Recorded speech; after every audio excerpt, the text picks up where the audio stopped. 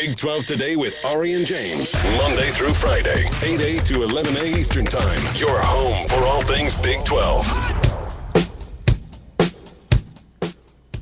Big 12 Today here on Big 12 Radio. We are powered by Modelo. You're watching us on Big 12 Studios, listening exclusively on TuneIn. He is Ari Timken. On social at Ari Sports. That's ARI Sports. Peep the gram for all the travel adventures that I'm sure you'll be posting today because he is wheels up as soon as we're done today, right? Yeah. Straight to the airport. Yeah. You're not? Are we not on the same flight? We didn't. We did not. I thought we booked together. No? Yeah. We did not. What's going on there? I was looking to make sure I have enough time to do this show to get to my flight on time. That doesn't sound stressful at all. So if you need to leave a little bit early, I can wrap it up with the final whistle. Yeah, I booked like an 8 a.m. flight, so I might have to leave here pretty soon. Perfect. You should probably head out.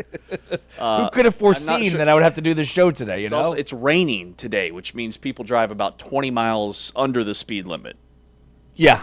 Right. Regardless of what the speed limit is. Right. And I think it's important during rain on the highway to just give a really good hard brake every once in a while.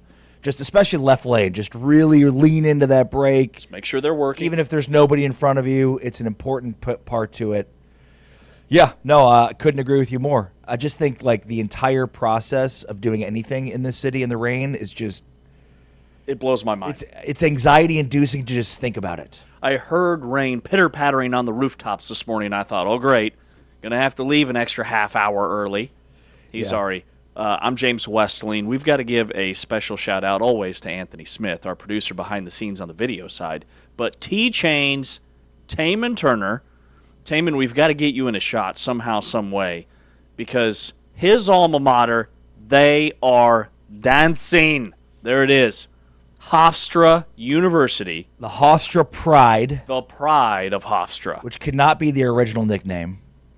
I'm assuming it was something Native American. No, it was actually the Flying Dutchman. That sounds way cooler. What happened there? Well, the Dutch were very offended by it. What? We used to be the Flying Dutchman. Sounds like a top 3 ride at Worlds of Fun. We were changed to Pride. It's the Lion's Pride because if you look at our mascot, it's a guy lion and a girl lion. Ironically, their names are William and Kate, like the prince and princess in England. So, but yeah, Hofstra won yesterday. Hofstra, Hofstra, and our first time going to the NCAA tournament in 25 years. Man, and the last time you guys made the tournament was that Speedy Claxton who was playing? Speedy Claxton was playing, and Jay Wright was the head coach. Wow. Yeah. In 2001. That's a name drop, but now Speedy Claxton is the head coach. Yes, and the emotions he had as soon as the buzzer sounded last night, he was crying. It was great. It was great to watch. Well, and they were the 3 seed too. Yeah, right? They weren't supposed to win this. They weren't supposed to win it, and there were multiple 3 seeds that won last night, including Jerry McNamara's Siena Saints team. So a lot of fun last night. But it's interesting because I was watching some of these games with my 10-year-old son Asher and explaining to him, like, because he knows, we root for Kansas, and just trying to add like context of how good Kansas basketball is. And I was like, well, Kansas makes the tournament every year, but these teams, like, they're winning conference tournaments, and it's a huge deal because they rarely make the tournament. Like Hofstra, it's been over 2 decades. So I mean, for Siena, I think it was 2010. They said the last time Siena made the tournament.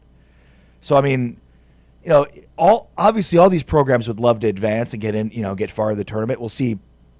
Who becomes the sacrificial lamb at 16 or 15 seeds. But just the elation of getting there, of winning their conference tournament and doing things they haven't done in 2 decades, like that's a huge accomplishment. They'll hang a banner, I'm sure, in Hofstra's arena, right? Like, these are things we take for granted. I mean, I'm sure you don't as a K-State fan. I'm trying to wrap my mind around the comment you slid in there about, well, we go to the tournament every year. Oh, look at me, we're Kansas. We go to the tournament every year. Pinkies up. I mean, well, how else should I say it? I mean, you're not wrong. Kansas won the national championship in '88. Has Kansas missed the tournament? They missed the tournament in '89, and they have not missed the tournament since. Okay, so they have missed the tournament once in your lifetime. Yes. But you obviously wouldn't remember. No. Yeah, no. Cannot wrap my mind around that. There are so many Big 12 fans that want to punch you in the face. Not They're not Kansas fans, I can tell you that much. Good for you. Arizona fans wouldn't either. They wouldn't know. They just want to do that anyways because of my face. I just want to add one point to this. Ari's completely right. As somebody who went to Hofstra, we're very well aware that we're not a sports school. So to actually see like people on social media talking about Hofstra, the national media talking about Hofstra. Because you guys don't have football. No. How big? What's the enrollment at Hofstra? 10,000 students. Okay. It's in Long Island. They have a pretty good media program. Awesome. Yeah. Yeah, so like to see like social media like lit up last night, like talking about Hofstra, particularly the national media, I love to see it. It was great as a fan, as an alumni. I'm so proud for the Hofstra. Well, congrats, man. That's really cool. I'm all in on Hofstra. What are we thinking? 14, 15 seeds, somewhere in there? Yeah, about. Yeah, what was the seed of Hofstra the last time they made the tournament? Do you remember? I know. I'd have to Google that. I wonder if it was 2001. Didn't they win a game? I thought they won a game. I mean, they had an NBA player. Tournament. Yeah, I mean, Speedy was averaging like 30 a night. A great all-time coach and an NBA player. That's a pretty good, Time is a flat circle. They were the 13th seed. 13 seed. Yeah. And they beat a 4-seeder now. They beat Maine. Maine? No, they wouldn't beat. No, Maine. sorry. Wouldn't beat that Maine. that was the American East tournament. Okay. I apologize. right. Yeah, they lost to UCLA. Lost to UCLA. Yeah. Okay. Who can Tough draw. forget that? Tough draw. UCLA. By the way, the Flying Dutchman is a legendary ghost ship, allegedly never able to make port and doomed to sail the sea forever. Sorry, Taman, that sounds like a way cooler nickname. Yeah. Like you guys should be leaning into that story. I don't understand Who why got they're not offended the by a Flying ghost Dutchman. ship? A ghost ship that's sailing the seas forever on Long Island. So it was already changed while I was there, but I will say it's still on the top of our baseball dugout. It says Okay. Flying Dutchman. Could you imagine all the possibilities with all the alternate basketball uniforms, Flying Dutchman on the front? Little script font? I think I'm all in on it. All right, today is day 2 of the Big 12 men's basketball tournament. There were 4 games yesterday, and we kind of had an upset, I would say, right off the bat with Arizona State beating Baylor 83-79. Baylor will miss the postseason for the first time in the last 7 editions of the tournament because we had that COVID year. Cincinnati, which they would have been a 1 seed that year, Cincinnati, they took care of business, didn't look as sharp as maybe they did at times over the last month, but they beat Utah 73-66 in the 9-16 game. And then BYU, AJD Bonsa with a quiet 40-burger on Kansas State. K-State coaches, by the way, have been told they have to have their offices cleaned out by Friday. There's a new guy coming in. Kansas State loses to BYU 105-91. By the way, that was one of my favorite things to come out of yesterday, and there was a lot of good, but just the idea of like that it was public, like that K-State coaches have been asked to clean out their offices by Friday. There are so many. I've never seen more headlines around a 15 seed that got beat in the first round. You've got players complaining about the floor. I'm sure that was the problem as to why you couldn't stop the We have to get to that. number 1 NBA draft pick. Then you've got coaches who have to have their offices cleaned out by Friday. Oh, and by the way, the rumor mill is churning. It sounds like K-State has found their guy who is still coaching at another school. So that announcement's probably a week or 2 away. Yeah, it appears that the next head coach at Kansas State, his name rhymes with Malhoun. Malhoun. What else rhymes with Calhoun? Malhoun? Falhoun. Who could it be? Smalhoun. Does his first name?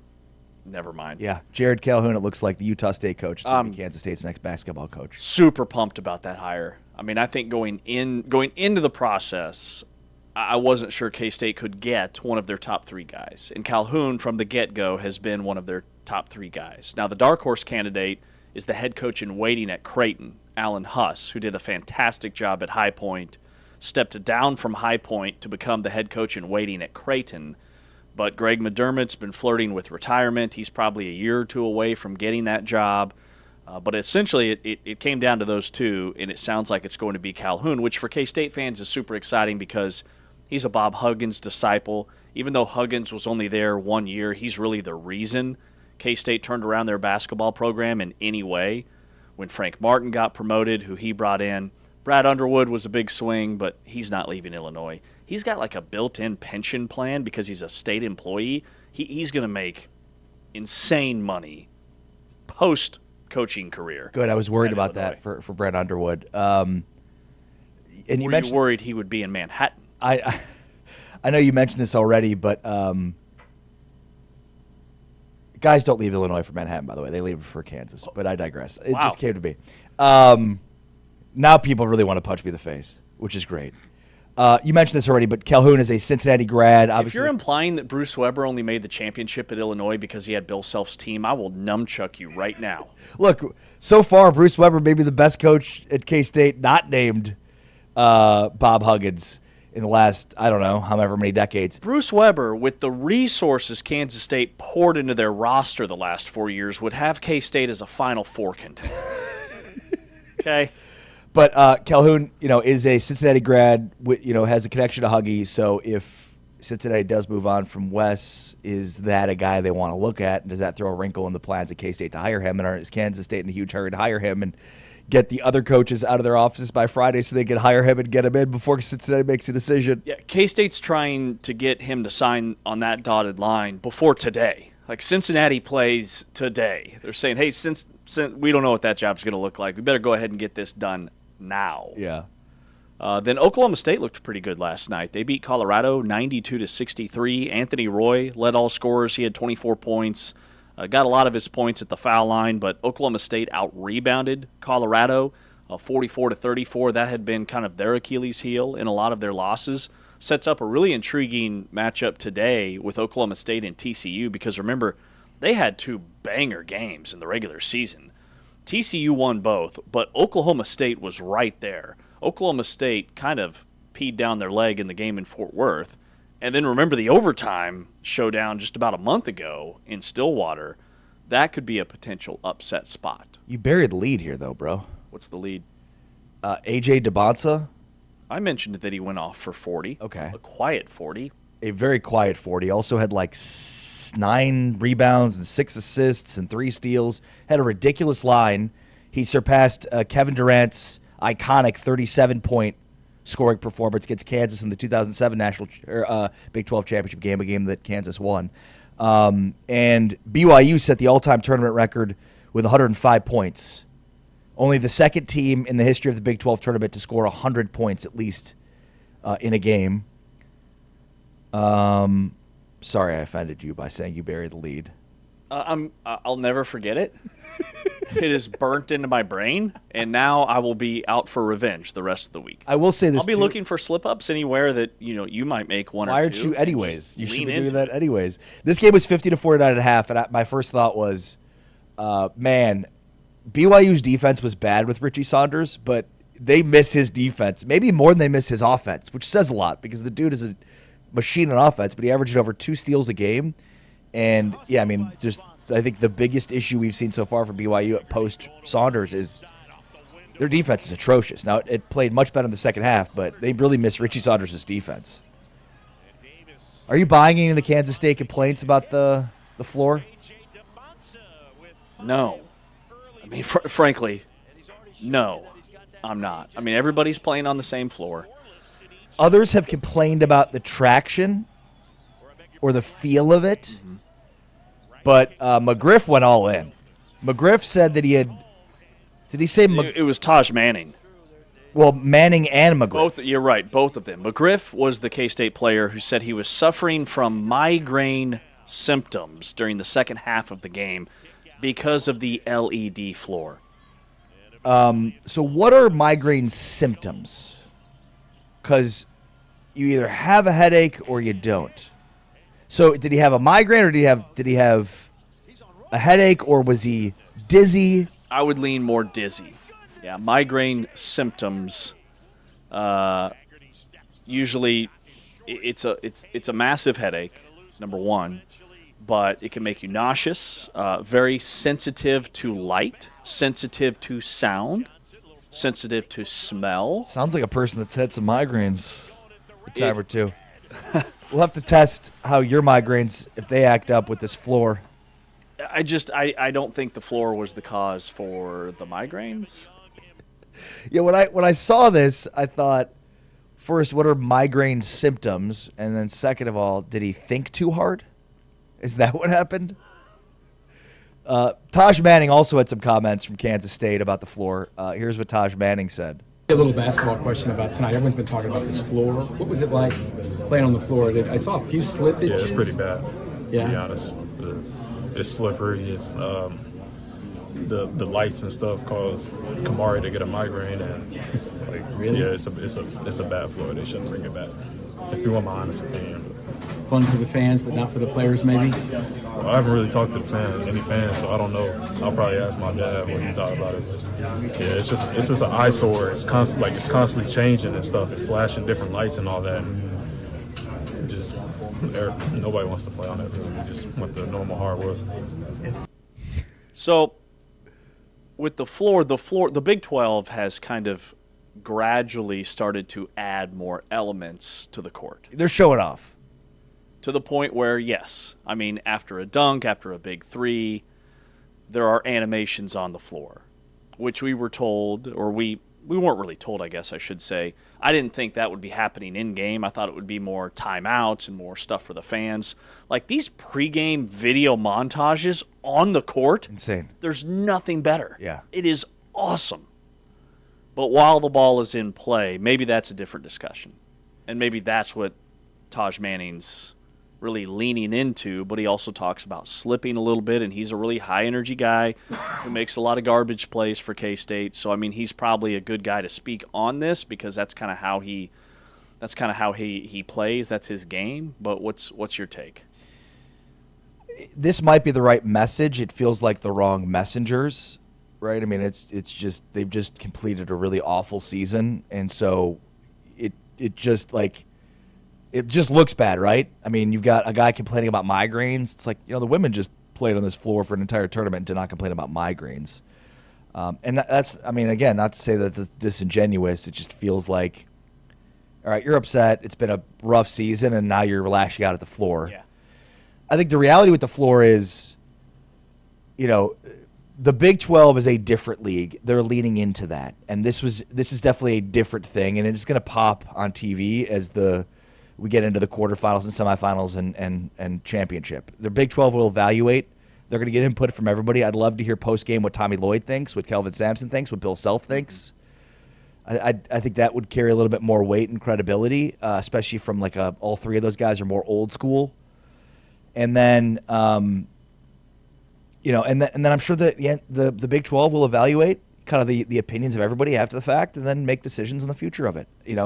Taking risks, taking chances, doing things outside the box are not like that's there's a risk involved there, right? It can work, but it also could backfire. And I'm not saying it's backfired at all, but I'm simply saying you take chances and risks, that means you could succeed and things could go well, but it also means you open yourself up for not the opposite, which you have to acknowledge and recognize that.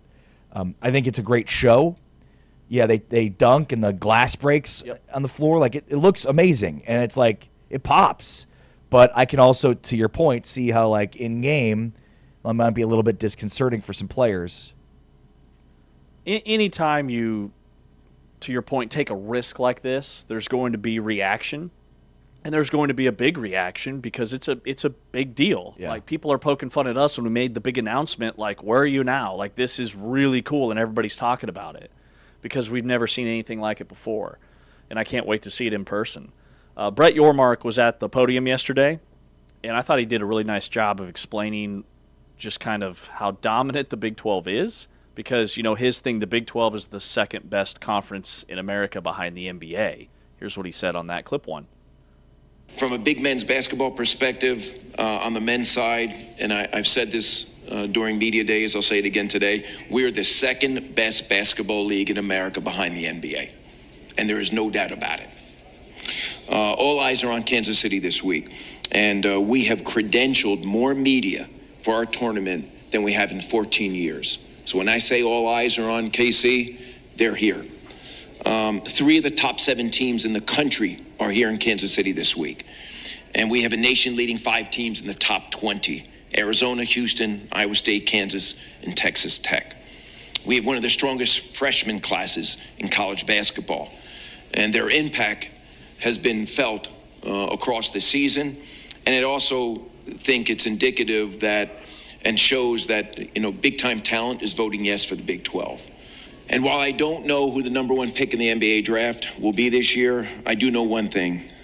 He plays for a Big 12 team. So I'm excited about that also. 3 of the top 7 in the country, they've credentialed more media than any tournament in the last 14 years. Like, this tournament is a big deal. It is the ultimate stage where you're going to see maybe more stars in this tournament in terms of like first-round NBA draft talent than you're going to see at any one site in the NCAA tournament until probably the Final Four. Yeah, and K-State was complaining about the floor. Meanwhile, A.J. DeBonsa went and set a freshman record in scoring. Florida didn't seem to bother A.J. DeBonsa in this one, and I can't imagine he even noticed the floor change throughout the game because he must have been in the zone.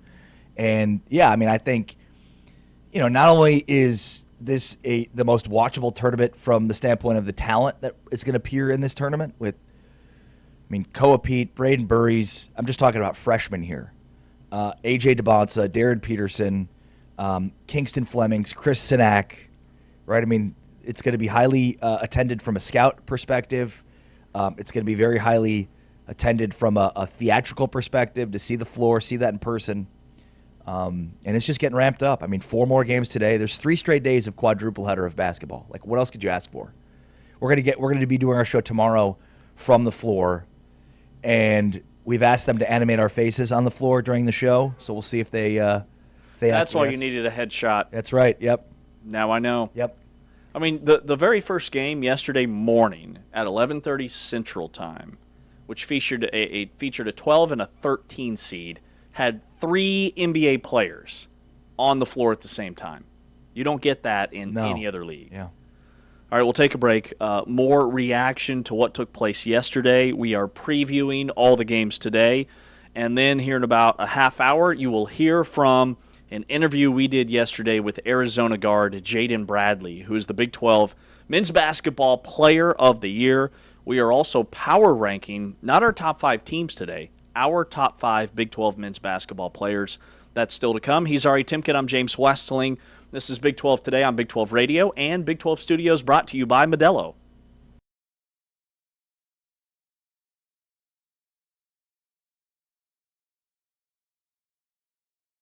They've enjoyed playing for him, and you can tell they compete for him every single time they step on the floor. Soft touch from Andrija Grebovic, the 6'11" junior from Montenegro. Sun Devils run again, and Odom turns it over again. Skillings runs it down, and he's blocked by Johnson. What a play by Pig Johnson. And Baylor's an elite offensive rebounding team. One of the best in the country. Pig Johnson sinks a 3. Being at University of Tennessee and the things they did with him there, and he was just ready to perform and play here, even though he didn't get a ton of action as a volunteer. Williams got caught in the air, and Best lays it in. And then now showing some of the offensive talent. Yesufu, no dice from deep. Do you like that shot? No, it's a bad shot because the offense has been going, let's move the ball side to side, get some other action. Sees 3 schools, went from Pacific for a couple of years to last year's season at Pepperdine, and now at Arizona State. Agbin DePaul. Well, he's a guy that he always wanted to play at Arizona State, but that would be one of the best matchups here in Kansas City. Shot clock winding down on Williams, who hits the 3. Odom nearly turned it over toward Mayusin. Johnson late shot clock. Driving on Agbim. Got it to go. And there it is. To Pig Johnson, who tosses it up. And Arizona State wins it. Bobby Hurley's Sun Devils are still alive. And they move on to the second round.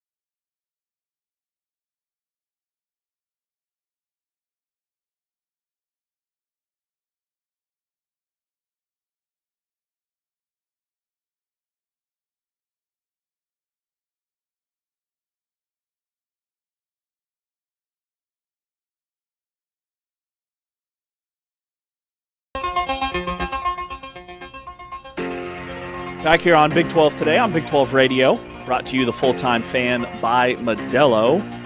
Our Modelo Spring Football Preview Series continues today, and then we'll take a little break while we're up in Kansas City covering the Big 12 men's basketball tournament. The team that we highlight today, the Cincinnati Bearcats. We'll be talking with Scott Satterfield, their head coach, in hour number 3. But to kind of put a wrap on what took place yesterday, because that's what I love about tournament week. Like you digest day 1, and then bam, you're right into day 2. We've got games in 4 hours from now, 4 more games on deck. But Brett Yormark, the Big 12 commissioner, he was at the podium yesterday talking about A.J. DeBonsa, and they asked him about National Player of the Year. And keep in mind, this is before DeBonsa went out and hung 40 on K-State. I want to start off with BYU's A.J. DeBonsa. He's had an outstanding year and should absolutely be part of those conversations. He currently leads the nation in scoring and is on track to be the first underclassman to lead the nation in scoring since 2021. He's had a fabulous season. And then A.J. DeBonsa, somebody said, hey, the commissioner said you should be National Player of the Year, and this is how he responded. I mean, it's an honor for him to be the Big 12 commissioner. I feel like this is the best league, in the world for college basketball, and for him to recognize my talents and think I should be up there with one of the best players in the country, this means a lot. But, today I was just trying to focus on the win, whatever it took, just to get the win. So he was the first underclassman since 2021 to lead the nation in scoring. The 2021 nation's leading scorer was Max, the kid from Oral Roberts, who had a huge NCAA tournament, whose last name is pronounced differently. Abmas is how it's spelled, but it's not actually that. I can't remember how you say it. Asmus. Thank you. He played for Tech? He was at Oral Roberts, and then he transferred to Texas. Played for the Longhorns. Max Asmus. Asmus, yes. He played in the Big 12 there. That's why I remember, but obviously for a school that's no longer in the Big 12. Right. I'll say this. The coaches did A.J. no favors in helping his strengthen his Player of the Year candidacy.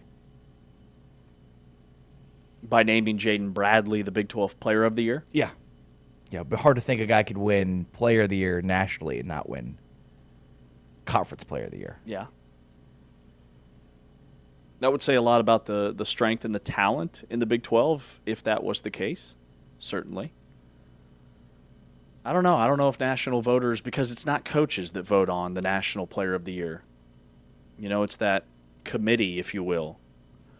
All right, let's put a bow on what took place yesterday. So Baylor's going to miss the postseason for the first time in the last 7 tournaments. Scott Drew's team got bounced by Arizona State in the first round. Meanwhile, Arizona State, with a coach that we think is on his way out, his team is still playing really hard. Like, Arizona State is laying it all out on the floor for Bobby Hurley. I was pretty stunned that Arizona State won that game, even though they were the higher seed. And then after the game, Bobby Hurley gave his initial thoughts on the win for Arizona State, clip 7. I thought we played really good offense. We had 19 out of 31 from the field in the first half. It was pretty, really guys stepping into shots from 3 and points in the paint across the board. I would have been really surprised if I went into the locker room at halftime most of the year and knew I'd be up 9 points against Baylor at halftime and Mo Odom had 0. Like, it's just a testament to the guys coming along, different guys helping us. Andrea Graborbic today had some really good moments, gave us a boost. Noah is always guarding with great energy and defending. He hit some big shots for us as well. So it was impressive how the guys came out and competed. I think we handled, the last 48 hours very well leading into this game in terms of getting the guys ready physically after the Iowa State loss, and the guys responded like they have all year. Yeah, Arizona State led by double figures most of the first half, had a 9-point lead at halftime, with Masamba Diop having 0 points, which is what Bobby Hurley was alluding to there. And then Baylor got it to 1, thought maybe they were going to turn the corner. Isaac Williams, who's been handling the point for them most of the season, at least this back half, he fouled out. Arizona State responded with a 7-0 run to kind of put it away. Was that the biggest surprise day 1 to you? Yeah, probably. Although nothing should be surprising because there's a reason these teams are playing day 1. Maybe what was most surprising was what Bobby Hurley said about his job status after this game. I talked with the team and we saw the reports. Don't want to hide anything from them, and they're playing for each other. I'm coaching them to the best of my ability. I have not been told anything. So, although the source is reputable, and a guy that I know. So, but I'm just doing my job and coaching this team and enjoying these moments with this group right now. I have not been told anything, but the source that says I'm getting canned is reputable. And I know him. Is Bobby Hurley the source that gave Jeff Goodman the information? Or is it his brother? Yeah, good point. Yeah, I mean, that's an all-time line right there. I mean, Bobby Hurley just basically said, yeah, the universities told me nothing, but I know what's happening here. And he's not getting fired. Guys, he's not getting his contract renewed. Right. So look, I think we've seen 2 years some of the worst of Bobby Hurley with what he did against Arizona last year, and then taking his team off the floor. It was Bush League. But this is the best of Bobby Hurley. This is awesome. This is Bobby Hurley trying to fire up his team. Yep. Give him one last go. Can you guys save my job? Because I'm fired. They're not bringing me back. I'm done here. So let's keep this thing rolling. That's why those comments are great publicly. Because he could have said, I'm not worried about that. We're just here to win basketball games, blah, blah, blah, blah, blah, blah, blah. That will take care of itself. Blah. He could have given any coach speak answer, but instead he said, no. I've been open and honest with the team. The reports are from a reputable guy that I know. So basically, these are true reports. Either I've told Jeff Goodman or my brother has. But one of the two of us have told Jeff Goodman that I am not going to be back. I mean, this is classic Bobby Hurley, right? This is Duke Bobby Hurley right here. Love it. It was kind of the kiss of death about this time last year when the writing was on the wall that coaches, this rarely happens where coaches make it to the final year of their contract because there's either an extension that happens 2 or 3 years before or they get let go and there's a buyout. There's no buyout with Arizona State because it's the last year of his deal that just simply isn't going to be renewed. So it's a really unique situation. Now, Arizona State plays Iowa State today, 24 hours later, 26 hours after their game concluded. Iowa State is physical. They wear you down. They're going to have 1 billion fans up in Kansas City, and they just played. Iowa State won the game on Senior Day by 21 points.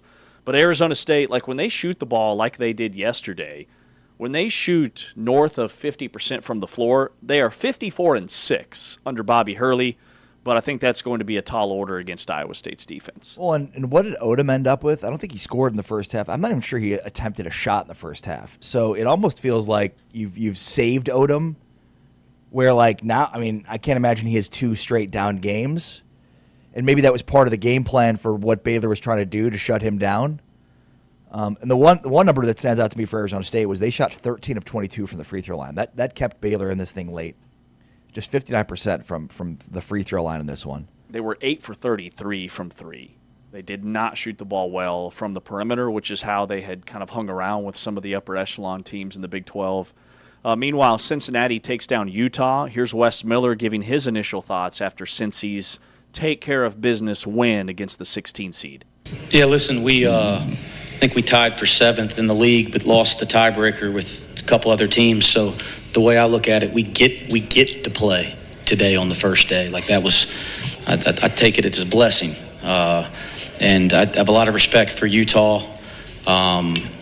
We played them, it feels like a month ago now, but when you were doing the scout, they were in every game. They had so many opportunities to win games. They were in every game. And we had to play really well at home at the end to come back and win. And I thought we did a nice job after we got the jitters out. We stayed in it with our defense in the first half. Then we started rebounding and running, and there was a little bit of a lid on it early, but our defense kept us in it, and I thought we played well there for a while. And we push out a double-figure lead, but give credit to them for making a run. They haven't been able to get buried all year. They're going to kind of come back and fight, and so they made a nice run. It feels like Terrence Brown made every mid-range shot during that run. So give him some credit. But I thought our guys at the under 4 timeout did a nice job of like regrouping, executing, and then finding a way to get some stops. So some of the blocks at the basket late were big for us. Cincinnati gets the win over Utah 73-66. Jalen Celestine scored a season-high 19 points. He went 5 for 8 from 3. Baba Miller had his 13th double-double of the season. He's been a machine with 11 points, 14 rebounds. He also had 6 assists. Like, they're getting inside-out looks now, and Celestine hasn't been healthy all year. He's another piece. We talk about Jizzle James, who joined the team in December. This uptick from Celestine, I think, is a huge story because he's their best shooter. And when he's on the floor and he's knocking down perimeter shots, changes everything about Cincinnati. Yeah, this was a weird game because Cincinnati's guards did not play well. Like, Cincinnati did not play well at all. This is not the Cincinnati team we had seen the last few weeks of the season that was playing really good basketball. I mean, Day-Day Ames and Jizzle James were not good. Day-Day Ames especially in this one. And then defensively, like, Utah scored 46 points in the second half of this game. Day-Day Thomas. Sorry, yeah, Day-Day Ames. Day-Day Ames is the former Kansas State guard. Yeah, who thank transferred to Virginia and is balling out. A lot of Day-Days.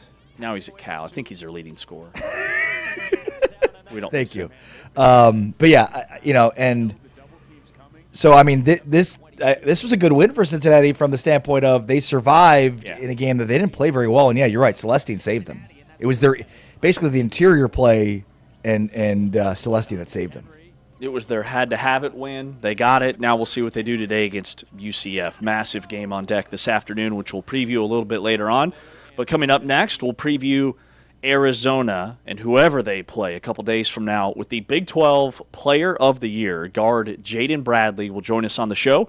After this timeout, you're watching us on Big 12 Studios, listening to us on TuneIn. This is Big 12 Today on Big 12 Radio.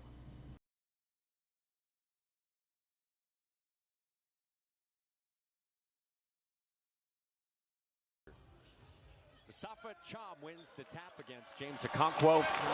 It's just, do they have enough time to get it done? You said it, they've won 6 of 8. Keanu Dawes knocks down a 3, and Utah's on the board. Yeah. The 5th-year senior found Okonkwo, and he scores it. Good job by Okonkwo, just relocating to that Big 12. Everything we laid out to play for. 6 points, 3 turnovers in the early going. Traore follows his own miss. Miller has the mismatch with McHenry. Chom wants another. Too strong, and Miller the follow. And he got fouled. Chom rises. Miller can't follow. Tipped around, and the loose ball down to Celestine. He connects from 3. Remember, Post entry, Chom. Passing away from 2. Celestine knocks down another. Man, their big guys are good passers. They know the double team's coming. And he's up to 22 to go along with 5 assists and just 1 turnover. Lead as big as 15 for Cincinnati, and that's goaltending on Seydou Traore. Don McHenry gave it up for Dawes. Back to the corner, McHenry got it to go. Baba Miller and Cincinnati take down Utah and move on to the second round here at the Big 12 tournament, and a much-needed had-to-have-it game for Wes Miller and the Bearcats. Yeah, they keep their NCAA tournament hopes alive.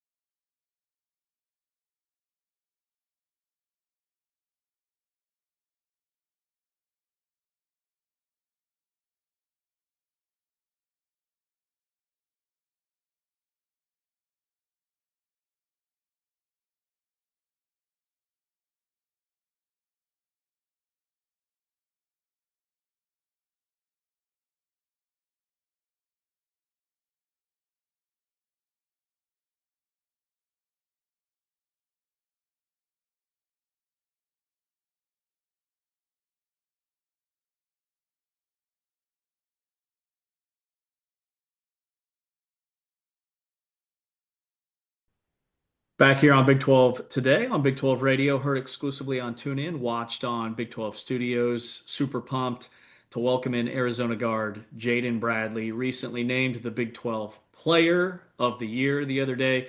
Jaden, walk us through the moment when you found out you were named not just all Big 12, but the Player of the Year in what we think is the best conference in America. Yes, sir. It was kind of a crazy day. Just doing the normal stuff. It's actually on the way back from Lyft. One of my coaches put me to the side and told me, I was very honored, but like you said, I was shocked. It's such a great conference. We got great players, and I feel like the award could have gone to anybody, but I'm just very thankful to receive that award. Yeah, were you surprised? We know Tommy Lloyd talks all the time about how underrated you are. Were you surprised that you got that recognition? Yeah, for sure. I never, anything I do is not to get recognition, to get attention, or none of that. I just go out there and try to serve my guys, serve the team. I'm really happy we won the Big 12, but that's past us. I'm on to the next play, trying to win a Big 12 tournament championship. So, that's where my mind's at. Jaden, I think you're a really unique player in terms of how you play the point guard. Number one, you're bigger than I think people realize at 6'3". And then also, you don't take a lot of threes, but when you do take them, you make them at a really high clip. So I'm just curious, who do you kind of model your game after? And who are the guys that you watched that inspire you to play the way you play? Yes, sir. People that I grew up watching, I watched a lot of Chris Paul. Obviously, I play with his AAU organization. Just the stuff that he does, he can make his teammates better without scoring the basketball, putting guys in the right position. Obviously, his mid-range game, I kind of live in that space as well. But just his passing and all that stuff, I try to take bits and pieces from his game and kind of add my own spin on it. This has, I'm sure, been a very different year for you, being in the role that you're at, but also, giving way, kind of playing off the ball a little bit with Braden. Yep. How has that been? Has that helped you kind of change your game and mold in a different way? Definitely, for sure. Just having a great another combo guard with me and Braden definitely relieve some pressure. Can get off the ball a little bit and kind of, like you said, when I do shoot the three, I can kind of hunt it a little bit more. Brady can shoot it, he can drive it, he can do all things. So just playing off each other, and we got great bigs, and we just kind of playing off each other, reading and reacting. We're with Arizona guard Jaden Bradley here on Big 12 today. And Jaden, you don't strike me as a big stats guy, but I will share with you that you average more points per game against ranked teams than you do against unranked teams. So in those higher profile games, is that when you feel like, as this senior leader, like that's your moment to step up and carry the team more so than those other games? Or what do you think has led to that? I didn't even know that. I just feel like maybe it's just in those bigger games. I mean, every game is a big game, honestly. But like you said, when it's a ranked team versus a ranked opponent, it's more, it's just a little bit more attention. It's higher level of competition, and I feel like, that's, as a college basketball player, that's what you want. You want to play against the best every night, and I just feel like, I kind of do better when it's, a high level game, and just, I don't know, that's just the way it is. I'm curious what you've learned or taken away from the last couple of trips to the NCAA tournament with Arizona. For sure. Obviously, we haven't, personally, I haven't been past the Sweet 16. I know they had the first round exit a couple years ago, but we try not to look at that stuff, but it's there. People know it, the fans and all that stuff. But we're just coming in here one step at a time. Obviously, focus on the Big 12 tournament play, and then after that, kind of it's win or go home. So we want to take it game by game. Every game is important. Just go out there, take care of the ball. Score, defend, and just keep game by game, getting the scouting reports, and try to get to the Final Four, Sweet 16. So But is there anything you've taken away from those experiences, good or bad, just in playing in those games? Yeah, I mean, obviously it's a win or go home situation. So kind of trying to get out to a good start. You can't. There's no redo, so can't get out to a slow start. Definitely got to have your defense on point. It's going to win games even if you're not scoring. at the clip that you want to. So defense is gonna win games.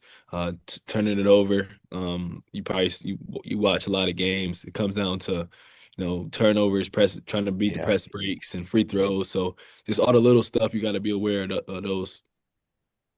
With Arizona, you guys started 22 or 23-0. Can't remember the exact number, but you guys were the clear-cut #1 team in the country. And then, even though you've only lost 2 games all year, it's almost like the national narrative is all about Duke and Michigan.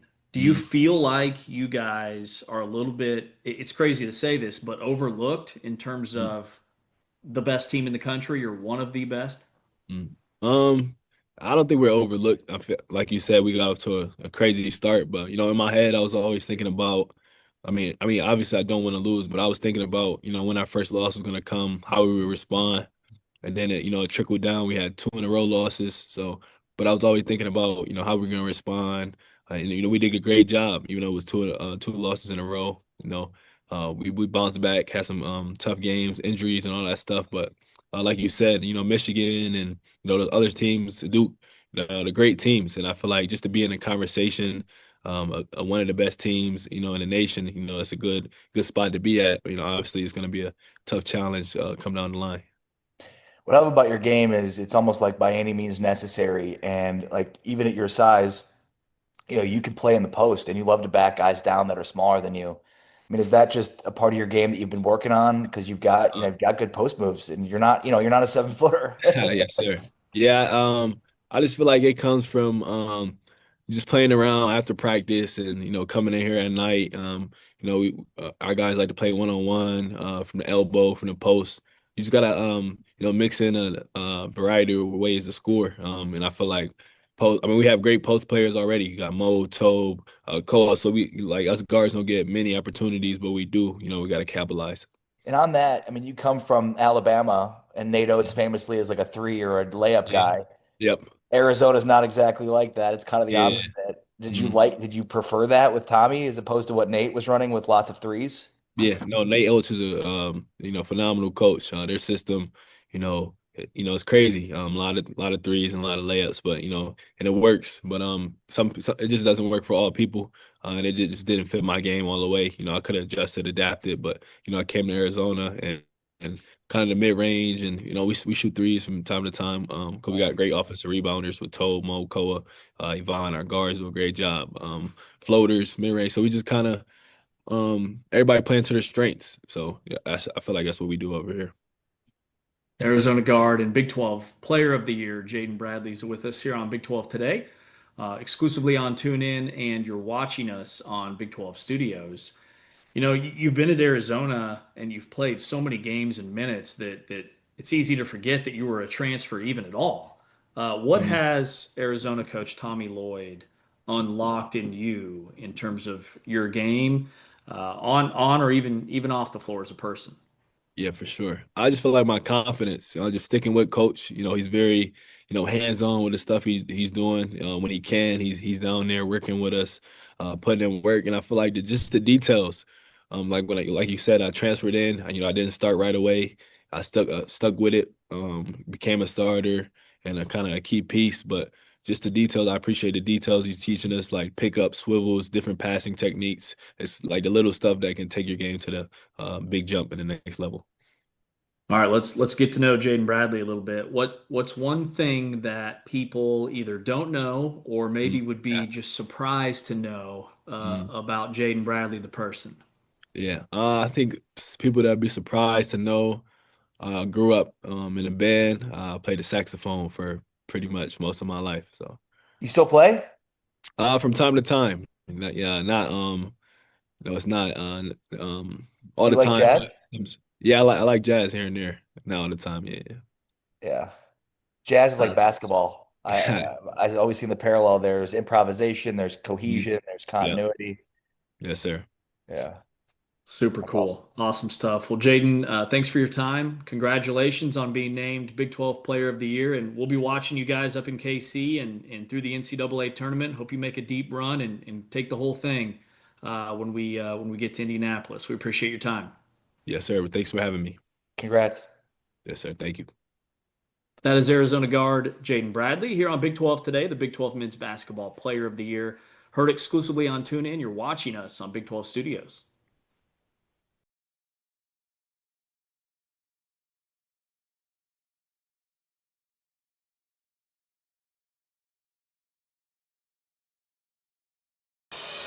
And away we go here in Kansas City. And it's Nate Johnson taking it away from Rob Wright. Great hustle by DeBonza. Haggerty going to work inside, off the window and in. To the corner, DeBonza. And Davis tracks it down. DeBonza again. Hits A.J. DeBonza with 5 early points. And he's already shown you that he's got that range and the touch. He had been scoreless in each of their last 4 games. Or I beg your pardon, last 3 games. Right, kick out, DeBonza wide open. Rattles it home. And I mean, it's true. It's true. You know, the worst thing is when 2 of the tanking teams play each other. It's a good watch, though. Yeah, it is. Haggerty knocks it down. He scores. Kick out, Diamande. And eventually it's pulled down by C.J. Jones. Jones will try and hit. Now Boop's going to try. Oh, look at this. Boop's. He's on roller skates. Oh, my goodness. Look at this. Oh my goodness. P.J. Haggerty. Oh. Haggerty steps through. Shot is short. Queta. And a loose ball, and eventually it's Queta to DeBonza. A.J. off balance. Johnson, a little ball fake, puts it on the floor, and he's contested going at the rack. Up ahead, DeBonza answers with his stuff at the other end. Driscoll and Kevin Young embrace. What a performance by A.J. DeBonza.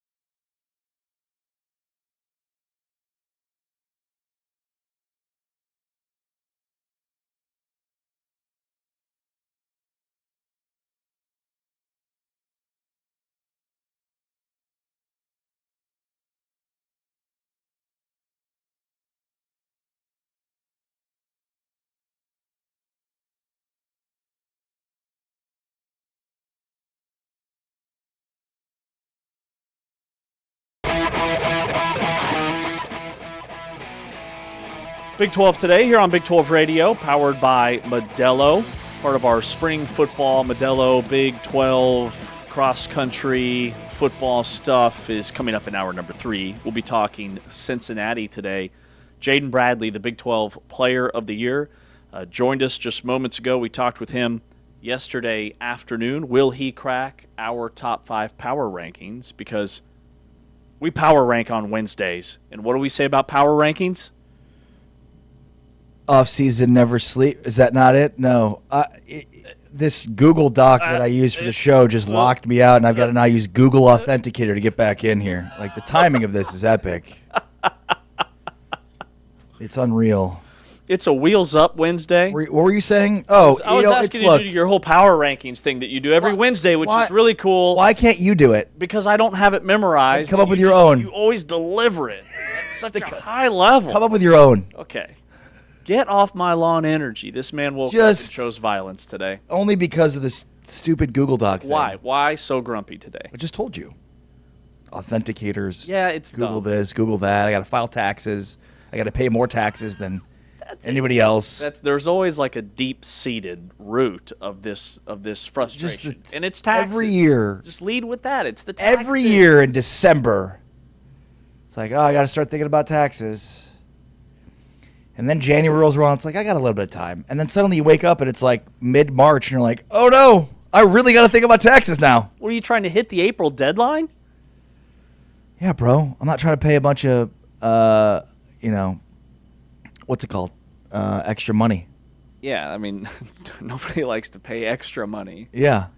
That doesn't sound fun. Right, so you just want to rip that Band-Aid off. Yeah. All right. I'd rather pay X than Y when Y is higher than X. Yeah, that makes sense. Yeah. I got you. Okay. What do they call that? Interest. Yeah, I don't want to pay any interest. No, you don't want to do that. That doesn't sound fun. By the way, if the IRS owes you money, no interest. Right. And they're in no rush to pay that. No rush. Zero rush. On Wednesdays, we power rank because it's not good enough to just have things in this world. You have to power rank them accordingly. And so that is what we do on Wednesdays. We power rank. All right, so today we are going to power rank. Yesterday we talked a little bit about what our All Big 12 starting 5 would look like, which was kind of position-based for me. Yours was maybe a little less. But today we just rank the top 5 players this season in the Big 12 because top 5 teams, that's not as fun when you have a tournament. We already know everybody's seed. Yeah. I mean, I think next week we could power rank the top 5 teams of the Big 12 pre-NCAA tournament, but after we have more data points from this tournament. But right now, wouldn't you just pick the 5 teams that are seeded 1 through 5? Yes. So we're not going to do that. We're going to power rank the top 5 players. All right, power ranking the top 5 players in the Big 12. Me? You? You. It's me today. All right, number 5 for me, I've got Houston guard Emmanuel Sharp. Broke Houston's all-time record for career threes made earlier this season. Number 1 at the top of the list, surpassing Marcus Sasser when he went off for 8 threes against Utah. He is averaging a career high, over 16 points per game. You know, last season, I think that we're kind of clouded in our judgment of him because he was so dynamic during the Big 12 tournament, was the most outstanding player. But for him to be averaging a career high says a lot about just the season that he's had on a team that doesn't have as many possessions as other teams in college basketball. I've got Emmanuel Sharp, number 5. Yeah, number 5 for me is actually Jaden Bradley. This may be too low for the guy that just won the Big 12 Player of the Year award, but just from a purely numbers standpoint, I'd say this is probably accurate and a tough list to crack, quite frankly, because you've got, Emmanuel Sharp is probably a name. I don't have anybody from Houston on my list, amazingly. So, Kingston Flemings could be on this list. But 1.8 steals per game. I think you brought this number up to him, but he averaged 16 points against ranked opponents specifically. So just an all-around, maybe the best all-around player in the Big 12. When the ball's in his hands, the ball's out of his hands. He defends, he rebounds. Yeah, he's probably too low on my list, quite frankly. I've got Jaden Bradley at number 4. So the Big 12 Player of the Year we both have outside the top 3 as the best players in this conference. And I think that just says a lot about the star power in this league. His numbers are there. He averaged almost 14 points, almost 5 assists per game. He had, to your point, his best games against the best teams on their schedule. The dude went off for 27 against Florida to really kind of set the tone for the entire season. Shot almost 50% from three. He just didn't take a lot. I've got Jaden Bradley at number 4. Can I just say the amount of Jadens and Jalens that have different spellings is very difficult. There are just a lot of Jalens and Jadens out there. It's a hot name right now. And there's a Jayden, there's a Jaylon, there's a Jalen, there's a Jalan. It's the new Liam. But I mean, just the different spellings is the part that's just, is there a Y? Is there an E? Is there an A? Are there 2 E's? Is there 3 E's? Jaeden. It's a lot. Flory Bidunga. There's only one way to spell that. He's my 4th. The only player in Division I to average 14 points, 8.5 rebounds, and 2.5 blocks a game. So that's not bad. Led the Big 12 with 2.7 blocks per game. He is the Big 12 Defensive Player of the Year, and his rim presence was an absolute, juggernaut for Kansas's defense to spearhead that effort. Offensive rating of 131.9 per 100 possessions. Easily the best on Kansas. The most impactful player on the University of Kansas roster. Flory Bidunga also became the fastest player in the history of Kansas to record 100 blocks, doing it in just 52 career games. Reminder, they did not take blocks as a stat when Wilt Chamberlain played. All right, number 3 for me. Taman, we forgot to do the big intro. Number 3. Let's pick it up at number 3. I knew I was missing something. You're missing a lot. Violence. Number 3 for me is Christian Anderson. Sorry, did I say that out loud? Texas Tech guard. He had 8 games this season with 10 or more assists. He's 3rd nationally in assists per game. The guy's averaging almost 20 points per game. Nobody in this league has the ball in their hands more than Christian Anderson. He broke Texas Tech's all-time season assist record earlier this year, had 27 points, and on paper, their best win of the season, a win over number 3 Duke at the time. I think he's the best point guard in the country that nobody talks about. I've got Christian Anderson at number 3. Number 3 for me is JT Toppin, who would have been a lot higher on this list had he been able to finish the season, but instead tore his ACL, and it sucks. So, I mean, he basically misses out on, well, at this point, 5 games. We'll see, obviously, how the rest of it goes. But he was on pace to become the first Big 12 player to average 20 and 10 in a season since Blake Griffin did it in 2008-2009, averaging 22 points, just under 22 points a game, just under 11 rebounds per game, just under 2 steals per game, and 1.4 blocks per game. Just an insane all-around best player. This dude would have been the Big 12 Player of the Year, would have been number 1 on this list, and would have been certainly in the conversation for National Player of the Year had he not gone down with that ACL injury. So number 3 for me is JT Toppin, and not his fault. Number 2. Yeah, I think if Toppin's healthy, if Richie Saunders is healthy, this list probably looks a lot different. I did not include either of those guys since they're out for the year. Number 2 for me is Darren Peterson. Now that he's healthy and he's playing, his senior night was their senior night against K-State, and he goes off. Kind of the opposite of Jaden Bradley here with Darren Peterson.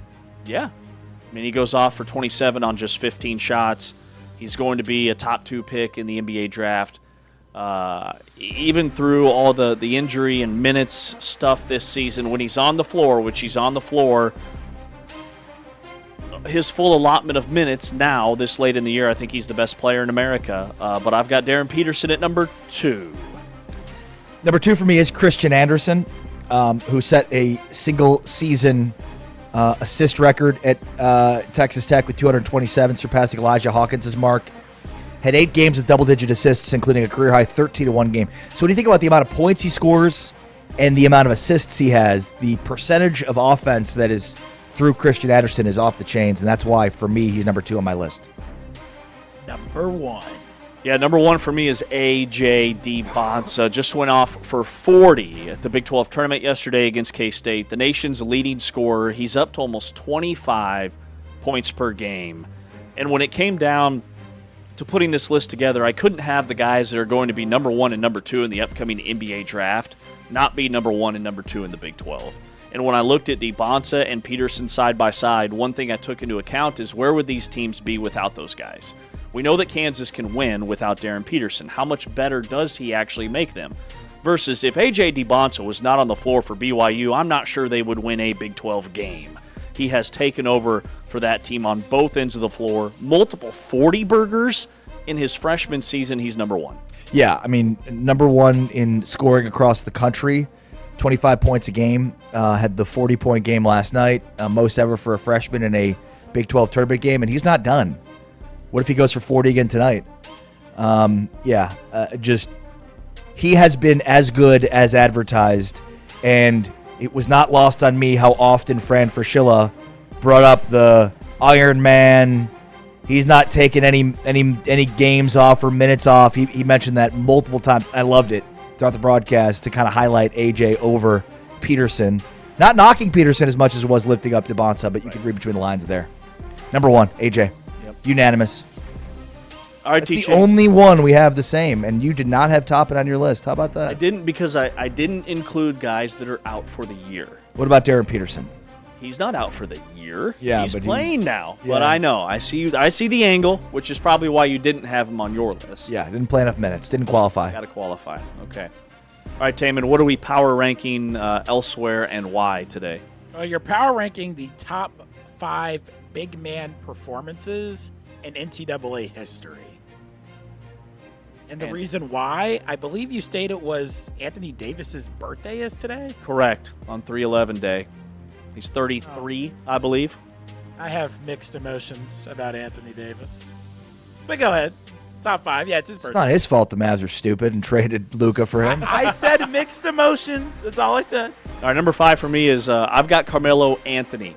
I know he played a lot on the perimeter, but he's 6'8", 240, Syracuse, 2003. Taman is scowling at me. The guy averaged 21 points and 10 rebounds for the entire tournament.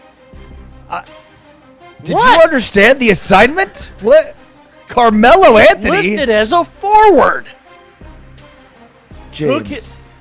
All right, my other 4. I know. I knew I'd take a little flack. James. My other 4 are true traditional post players. What are we doing here? Name the Final Four's most outstanding player. He went off for 33. He's not a big man, James. In the Final Four. As against if there Texas. weren't enough dominant big men in the NCAA tournament history, you had to go off the board here. Like there are 4 or 5 where I'm like, how do they not make the list? I think the difficulty of putting together this list is balancing the one and done era with a previous era in which guys played for 4 years, including the great Kareem Abdul-Jabbar. If Kareem comes around today, he's plays for a year. So number 5 for me is Patrick Ewing. You know, an actual big man that played. Okay. A guy like an actual center. And honestly, he edges to me out Hakeem Olajuwon because Patrick beat Hakeem in the championship head-to-head, and Hakeem, I have Hakeem Olajuwon not in my top 5. You put Carmelo Anthony. Are you crazy? Look, Patrick Ewing's one of the greatest college players of all time, and I think you could let his NBA career cloud it because it was certainly less. It was disappointing to a degree given how successful his college career was. But 3 Final Fours in 4 years, won the championship. He was probably the greatest player in college basketball after Kareem Abdul-Jabbar and Bill Walton. All right, fine. Elvin Hayes, number 5. Number 4. Number 4, Joakim Noah. 2006. Can't even pronounce his name right. He's not Joaquin Phoenix. It's Joakim Noah. Joakim Noah. I was thinking of Joaquin. His nickname was Joe. Not Wah. Joakim Noah. All right, 2006, Florida set the NCAA tournament record with 29 blocks, set a championship game record. He had 6 blocks against UCLA. They went back-to-back 06 and 07 against Villanova in the Elite Eight. 26 points, 15 rebounds, 5 blocks. We just don't see big men put up performances like that in today's era. I'm going with Joakim Noah, Florida. I also have Joakim Noah at 4. 12-0 across 2 championship seasons in the NCAA tournament. 2 titles. Was the most outstanding player in 2006, to your point, and probably the most underrated player in this conversation. We're talking about Hakeem Olajuwon, Elvin Hayes, Shaq, Patrick Ewing, Kareem Abdul-Jabbar, right? Like, Joakim Noah doesn't stand out, but he absolutely deserves to be on this list with the 2-peat back-to-back. In the NBA, he became an elite defensive player.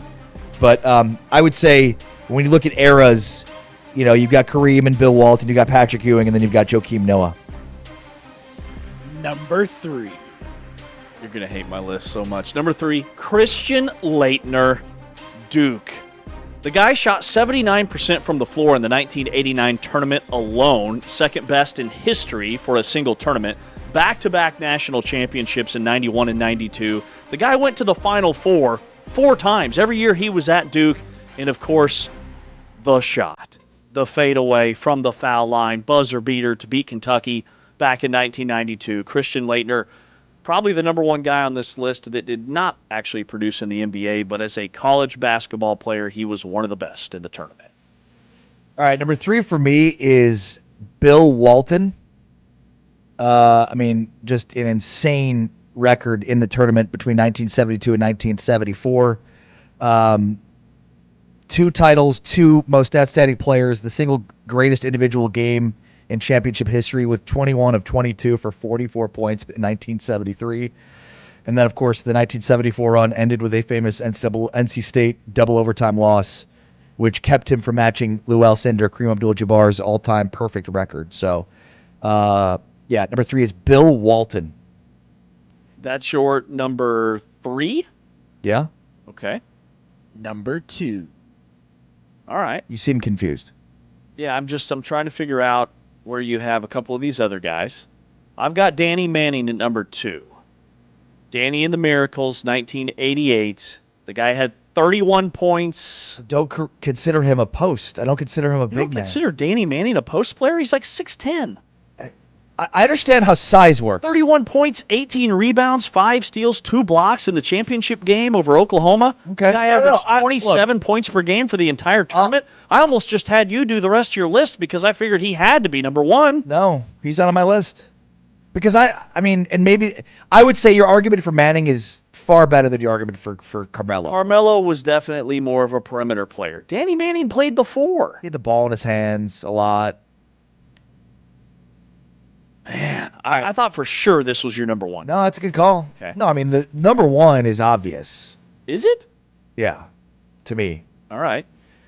Number 2 is Anthony Davis, who had an incredible run at Kentucky in 2012. Went 6-0, obviously, won the title, beat Kansas in the national championship game in a game that I was at. Okay, so for me, it came down to Bill Walton or Anthony Davis here. And if you isolate Bill Walton, any of those 2 runs where he won most outstanding player, Anthony Davis's numbers in his 1 year were better. 15 points, 11 rebounds, 4.6 blocks per game in the NCAA tournament. He averaged 5 blocks a game in that tournament. Just a ridiculous number. In fact, he only scored 6 points. I remember Jeff Withey actually played really good defense on him in the national title game. Yes. But 16 rebounds, 6 blocks, 5 assists, 3 steals. 6, 16, 6, 5, and 3 is a ridiculous line when you're not scoring. He blocked or altered 18.2% of opponents' 2-point attempts in the tournament. Think about that. He blocked or altered 20% of the shots. So, he was the engine of a 38-2 team that won a national championship. For me, Anthony Davis, number 2. And he only averaged, to your point, like 10 points per game. Like, I remember I hadn't watched a ton of him until the tournament. It's like, holy smokes, this guy's on a whole nother level.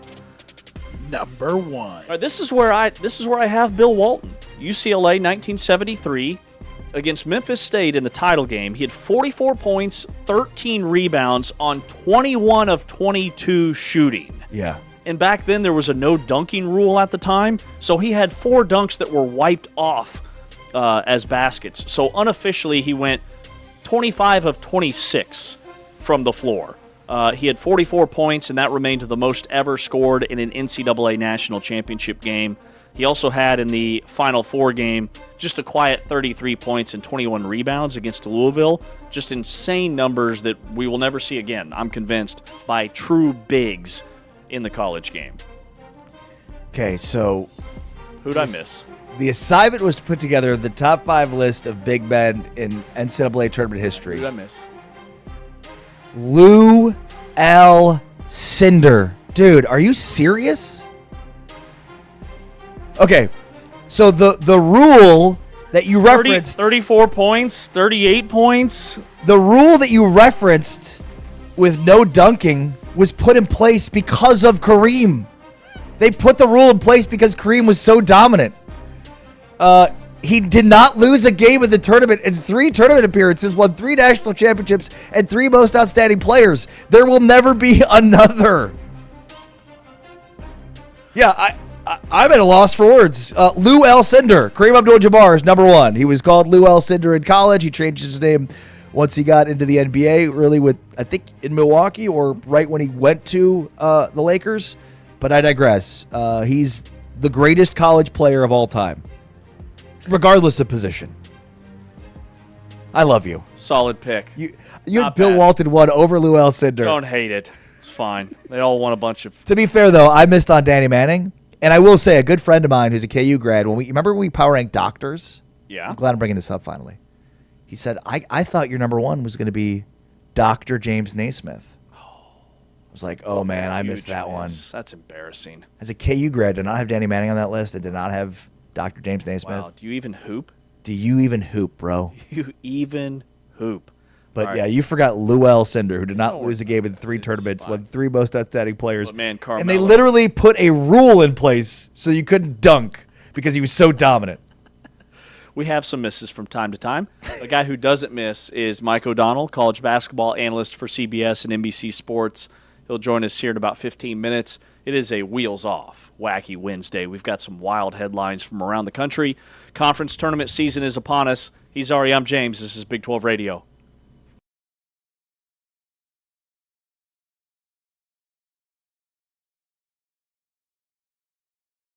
It was Anthony Roy missing that free throw, and we are underway. So the tip, Johnson collects, and Barrington Hargress. Johnson. Hargress pulls up in the lane, and it rolls home. Barrington Hargress. Great job by Mark Kellogg's team. Mark Campbell's team will be dancing as well. Van God Dak knocks down a big three. Hargress is the 15th leading scorer in the country last year at UC Riverside. Van God Dak at the basket. Nice. And a nice first half for Dak, who's got 9. To vertically get high enough to block the shot. Instead, he allowed Coleman to use that athleticism and length to block it. Johnson turns the corner at the basket. How did he do that? Roy pulls down the rebound. Roy, full head of steam. Oh, he got it! And one! Oh, beautiful. Sanders, McKaylee. Way off. Oh, boy. Yep. Cowboys leading it by 5. Roy from downtown. Got it! If you're a referee, don't do that in the NCAA tournament if you want to advance. Oh, look at that. Coleman tried to dunk it, instead got enough of it. And good coaches do that at the college level. Dak. There you go. And that'll go. It's a 2. The exact measure of revenge from earlier in the season. They knock off Colorado 92-83, and they'll move on to play TCU.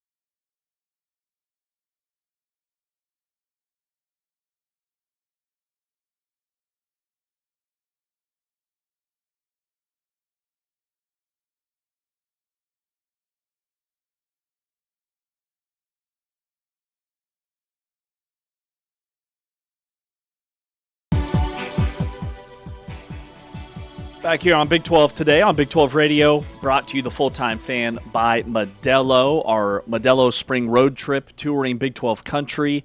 Next hour, we highlight the Cincinnati Bearcats football team. Mike O'Donnell, college basketball analyst for CBS and NBC Sports, will be with us here in about 10 minutes. So on a wacky Wheels Off Wednesday, some college sports headlines. Can I interject for a moment here? No. Please don't. Have you ever had buyer's remorse? All the time. What have you done in the case of buyer's remorse? Who doesn't? Right? Okay, what's the latest example? I don't know. Off the top of my head, just where are we going? No, I mean, what the Baltimore Ravens have done is one of the scummiest scumbag things I've ever seen in my entire life. All right, you got to fill me in on this story. So Max Crosby, who is a star pass rusher for the Raiders, was traded on Saturday to the Baltimore Ravens from the Raiders for 2 first-round picks. Free agency started on Monday. So the Raiders made moves based on clearing up a significant chunk of salary cap space. The Raiders had the most salary cap space available due to that trade. So they signed a bunch of players.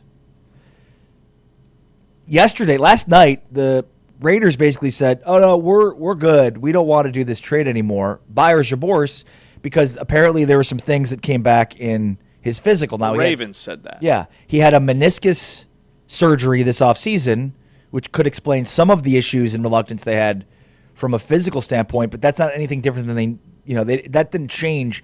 The Raiders or anybody wasn't withholding information on a meniscus surgery. What happened is in 48 hours, the Ravens realized they'd paid 2 first-round picks for a guy that they could have just signed Trey Hendrickson for the same amount of money that Max Crosby was already getting paid without giving up 2 first-round picks. So that's what they did. Today they signed Trey Hendrickson for the exact same amount of money they were going to have to pay Max Crosby, and they get their 2 first-round picks back. It's the scummiest thing I've ever seen. It's the right move, but you can't do that. Like, was the deal done or not? I guess no deal is ever. What do you say? Like, was there a contract that was signed? Did both teams sign the contract that this trade? I don't think trades can be finalized until Wednesday when the new league year begins. Got it. So you've agreed to a trade. Yeah. You've given your word to agree to the trade. Does that mean anything? The Ravens are have been one of the most well-run organizations in sports. You ever heard of Steve Bisciotti? Do you know who Steve Bisciotti is? Sounds familiar. Yeah, he's the owner of the Ravens. Yeah. He's one of the few owners that you don't know, right? Mm-hmm. Every other owner, it's obvious who they are because they're front and center and they want to be. Bisciotti doesn't, and he runs the organization so well. But man, does this not speak highly of the Ravens organization? This is piss poor. And for the Raiders, now they're way over the cap. They have to deal Crosby, and they're not going to get what they were just getting for him. They got 2 first-round picks for him. It's going to be like a 4th and a 6th. I mean, they'd be lucky to get 1 first for him. It's insane. So I ask you the question. Have you ever had buyer's remorse? And what'd you do about it? Did you try to return it on him? Did you try to talk it back? Did you try to haggle with the guy? No, I just trying to think of an item. I mean, I don't like spending money, period, ever. So anything you buy is buyer's remorse. Just an incredible amount of guilt. Like, did I actually need this? Or that. Yeah, it eats away at my soul. Probably need to do more of that. I could probably use a little bit more of it. Do I really need this? Because the answer is no. This could completely change the way trades are handled at that level.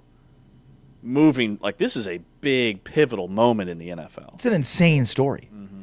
When I first saw this yesterday, I was like, oh, this isn't, it's like an Onion article. There's no way it's true. You can't do that. You've agreed to a trade. A man is only as good as his word. Oh, well, new things came to light. Doesn't mean anything. Was this the handshake league? Come on. Yeah, the new thing that came to light is the Ravens realized they made a huge mistake because they could have just signed Trey Hendrickson for the same amount of money they were going to have to pay Max Crosby. So they just went and did it. Yeah. Wild stuff, man. All right, so saw this yesterday. It has been resolved, but and I think we've talked about this before. So the WAC, the Western Athletic Conference, Utah Valley's the number 1 seed in their men's conference tournament bracket, but they won't or would not have been able to play in their conference tournament unless they pay the league $1 million because they're leaving the league. The league is did it wrong. $1 million. The league's big mad about them leaving, and they want their money. So they said, hey, if you don't pay us this $1 million, you're not playing in our men's conference basketball tournament. Utah Valley went ahead and ponied up late last night. Well, and then there was this whole Utah Valley us? What? No. We pay our debts. We filed the payment with the Utah legislature, so it's coming. You're getting it. Just they totally tried to play the victim here after clearly for a long time trying to skirt having to pay this out. Mm-hmm. And look, good on the WAC. It's a weird dynamic, but use the leverage you have. Right. The only leverage they had was, hey, by the way, we have an automatic bid that you want. You can't get it unless you pony number up. one seed in the tournament. Yeah. Pay your fees. Pay your fees, otherwise you're not going to get an automatic bid. Yeah, good on them. All right, so but also I just love the Utah what? Whoa! We filed this paper. We're good. Okay? I don't know what you're talking about, WAC. That's WAC. Joe Lunardi just released his latest bracketology. I'm a comedic genius, James, and you just sift right through it. I'm chuckling over here. Roll on by. I was chuckling. The WAC is whack. The WAC is whack. That's a killer line. Thank you. I mean, we'll pod that later. We pod. just that. That line. Just the line. So the WAC is whack. Epic. No context. Thank you. Really epic isn't pretty epic. Is it enough? It's pretty epic. Yeah, maybe like a shade above. Cincinnati. This is 25 minutes ago, the latest bracketology. Cincinnati has moved up a spot. They have leapfrogged Virginia Tech because Virginia Tech got beat late last night. Ooh, so that means they're in? Virginia Tech is out. No, so I mean Cincinnati's in? Is that what that means? Leapfrog? Cincinnati's part of the first four out. Oh. They're off the next four out line. Got it. They're part of the first four out. All right. With Auburn, Stanford got beat last night by a really bad team. Who'd they lose to? I just had it a moment ago. Stanford got beat by... My goodness, there were a lot of games last night.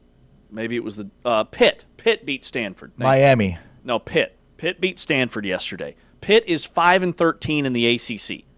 They beat Stanford in the ACC tournament. Stanford is 9-9 in the ACC. Yes. Cincinnati is 9-9 in the best league in America, and one of the hottest teams in the country right now. If Cincinnati beats UCF today, my point is, Stanford, they can't go anywhere. Like their season's over until they learn their fate. Cincinnati, I think, will jump Stanford. And then we're talking Cincinnati's one of the first one or two teams out because Auburn's there. They play Mississippi State today. New Mexico is still there. SMU is still part of the last four in. They did beat Syracuse, but they had lost their last four games going into the ACC tournament. So Cincinnati climbing at least one spot with that win over Utah, and if they win today over UCF, that will be a quad one win for Cincinnati. Do you think they leapfrog a couple more? Well, and if UCF loses to Cincinnati, are they on the bubble now? Because they would have lost, 4 straight? Yeah, he's got them. UCF is now part of the last four in. Now they are the top team in the last four in, so he's got VCU and SMU and Indiana. But is this basically an elimination game? I mean, I think that conversation is worth having because you're right. If UCF loses, it'd be a quad one loss. I wouldn't think it would move the needle a ton.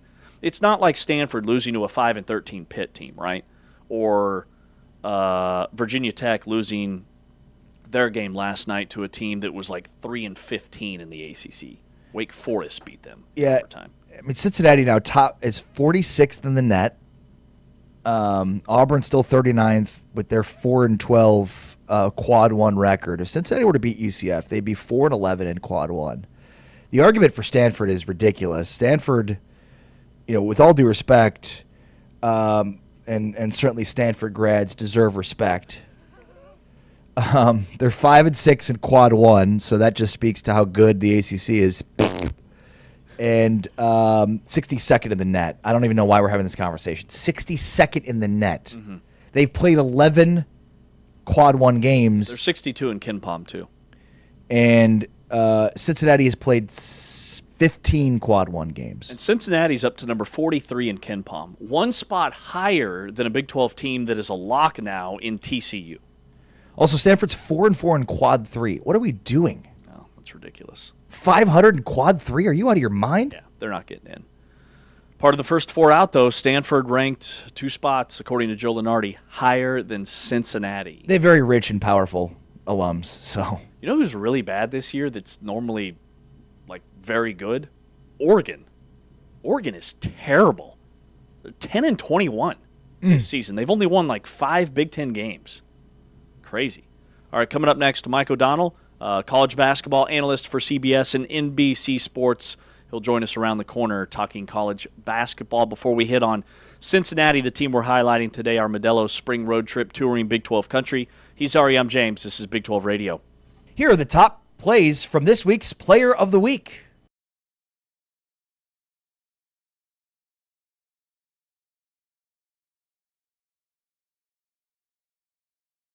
He is big and strong. He looks like he walked on from the football team. Oh, another giveaway. Longarita threw it right to Isaiah Johnson, who goes coast to coast and puts it in, plus the foul. Let alone a bad shot, and then it results in points at the other. And terrific finish by Isaiah Johnson. 87%, and the first half couldn't make a three. They're 5 for 5 this half. Johnson slithers in. What a season for number 5 in blue, Braden Burries. And now Johnson gets the three. Now talking about freshmen, you go from Burries to Johnson, and if you give him any room, he will knock down the three with authority. 7 on the shot clock for Colorado. Now Johnson, the lefty three is good. Rich, stop it. As a freshman. 6 points, 4 rebounds for Mo Krivas, one of the best big men in the country. Johnson got the crowd on his feet with that one. Win.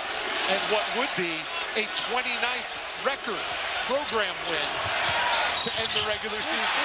But Barrington Hargress and his backcourt mates. If you want to see Isaiah Johnson, watch him get through the traffic. He splits defenders. They're phenomenal. That you do not want to play them in the tournament. Coming up on 1 minute to go. It's been a magical night for Isaiah Johnson, who has a new career high. Now, if he's taking your threes, you can live with that because he's done that all year. Separate, knock down the three. And again, there's plenty of time.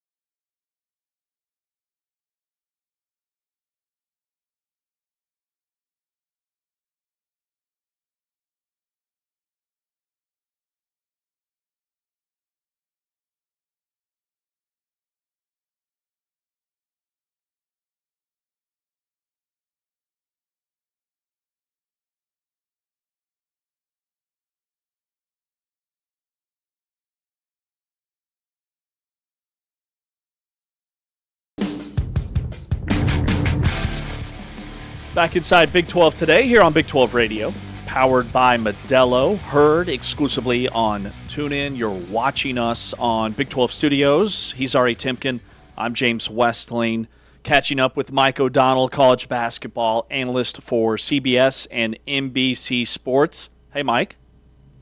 Fellas, how we doing? We're fantastic, dude. What's your plans this week? Where are you going to be? I'll be calling the Conference USA semis and championship this weekend, which should be a lot of fun. It's over in Huntsville, Alabama. Sneaky, really cool town, Huntsville. And then next week I'll be in studio with CBS Sports HQ down in South Florida. So it should be a lot of fun, man. It's best month of the year, no question. So Sam Houston and Louisiana Tech, are they still in it for Conference USA? Yes, I know Sam Houston is still in it. Louisiana Tech plays today. Okay. Awesome, man. I had that matchup earlier this year for ESPN. It was a great game.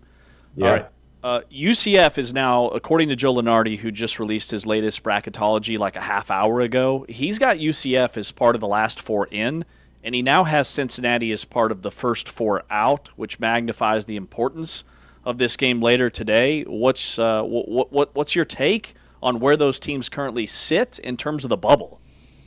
Yeah, if you're a UCF fan, the bubble is not a place that you thought you would be at. 2 weeks ago, it wasn't even a conversation about a bubble. You were in, you were locked in, but they've had a string of losses here that are of games that they should have won. They're very winnable for them. And so now, and you mentioned Joe Lunardi, I just read this morning too, CBS Sports Bracketology has UCF as an 11 seed, as they're the last team that gets a bye in the tournaments. So this is a huge game for UCF in terms of just solidifying any at-large conversation. They have to win this game to not be sweating on Selection Sunday. For Cincinnati, you are playing for your life right now, and you are absolutely, you win this game, you're in that kind of maybe I would say, guys, it's not just what happened in this game, right? It also what the other games matter as well. But if Cincinnati wins, they would jump up and move into that conversation of maybe the top of the list or the first four out. So then you're kind of controlling your own destiny a little bit more. But major implications for both teams. This is truly an ultimate bubble game. UCF kind of has no margin for error. I would say this about Cincinnati: they have been playing like one of the better teams in college basketball in the last 5 or 6 games. They've been playing great, and they lost to TCU, but they beat, it was the first week of February. They beat UCF by 20, and then you saw what they did to Kansas. We talked about that. They played really well against Texas Tech, and then they beat BYU. The interesting thing with Cincinnati, they do not. Let me rephrase that. They play, how well they're going to play offensively is according to the first 5 minutes of the game. And if they come out and they're moving the ball and they're playing very unselfish, and Jizzle James and Day Thomas are dialed in and they're controlling the tempo, they can beat anybody in the Big 12. And if the first 5 minutes are slow and kind of herky-jerky, they can lose to anybody in the Big 12. And that's been Cincinnati's major issue. And that's, when they went on that 5-game winning streak, their first 5 minutes were fantastic. And so that's something to pay attention to, tempo in this game, Cincinnati and UCF, which UCF has a lot of things to figure out. But the backcourt is not one of them. It's actually the front court for UCF that has to iron a few things out. Yeah, what's been the issue with UCF here down the stretch of the season? Well, the front court hasn't performed at a level to which if you look at that middle of the season, that they're capable of. Number one, number two, I think there was a little too much isolation hero ball, And I think when UCF is at their best is when Themis Folks is in complete control of tempo and he's pushing in transition and he's making the right reads. It's not all on Themis Folks, who I think, is you just had an all-conference type season. But there were way too many, you have to look at it. This is not overly fun to talk about in radio, I know, but you have to look at it in chunks of 4 minutes for UCF. And there are times where they completely fall in love with isolation, the freedom of playing iso ball. And when you're not making shots, that has a direct correlation to how they play on the defensive end. Well, that's not how, when they had huge wins in the middle of conference play, that's not how they played. How they played was unselfishness, pace, tempo, run, let's go, make the extra pass. And it just stopped. It stopped in the last 5 games. And I think if there's a chance to get it remedied, it's, doing it on a neutral site, I really think, Ari, you're going to know in that first 4 minutes whether or not UCF has corrected anything. Because there's no question that the faster that UCF plays, that means that the less ISO is happening and the more drive and kicks are created and the better flow. You'll know in the first 4 minutes, 100%. Mike, of the games today, looking at the night session with West Virginia and BYU, the 7-10 matchup, and then TCU and Oklahoma State, the 6-11 game. Of those two, which one do you think is more poised to have a lower seed upset team win?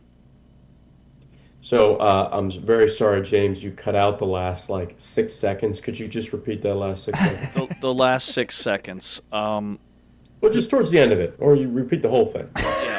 Who's more likely to pull the upset? BYU over West Virginia or Oklahoma State over TCU? BYU over West Virginia. I think when you look at the way that that BYU is playing right now, neutral site, right? I think you would naturally go towards. You got to go with defense, right? And West Virginia is one of the best defensive teams in the country. I just really like the way that BYU is playing right now with Devonsa and Rob Wright, number one. I know who BYU is. If you take this last week and a half, there's even the last 2 weeks, the wins and the losses, I know who BYU is right now. And BYU is talented enough to get to the semis of the Big 12 tournament, even without Richie Saunders. I can't tell you which Oklahoma State team is going to show up. I have no idea. I think TCU is too fundamentally sound to play Oklahoma State and make mistakes, and Oklahoma State is going to be waiting for TCU to make mistakes. And I don't think that's the way TCU is playing right now. Oklahoma State has all the firepower in the world to put up 100 points on literally anybody in college basketball. And at the same time, they have all the chaos in the world to literally lose to any team in college basketball. You have no idea which Oklahoma State team is going to show up. I'm a big fan of Coach Lutz. I think there's a lot of talent there.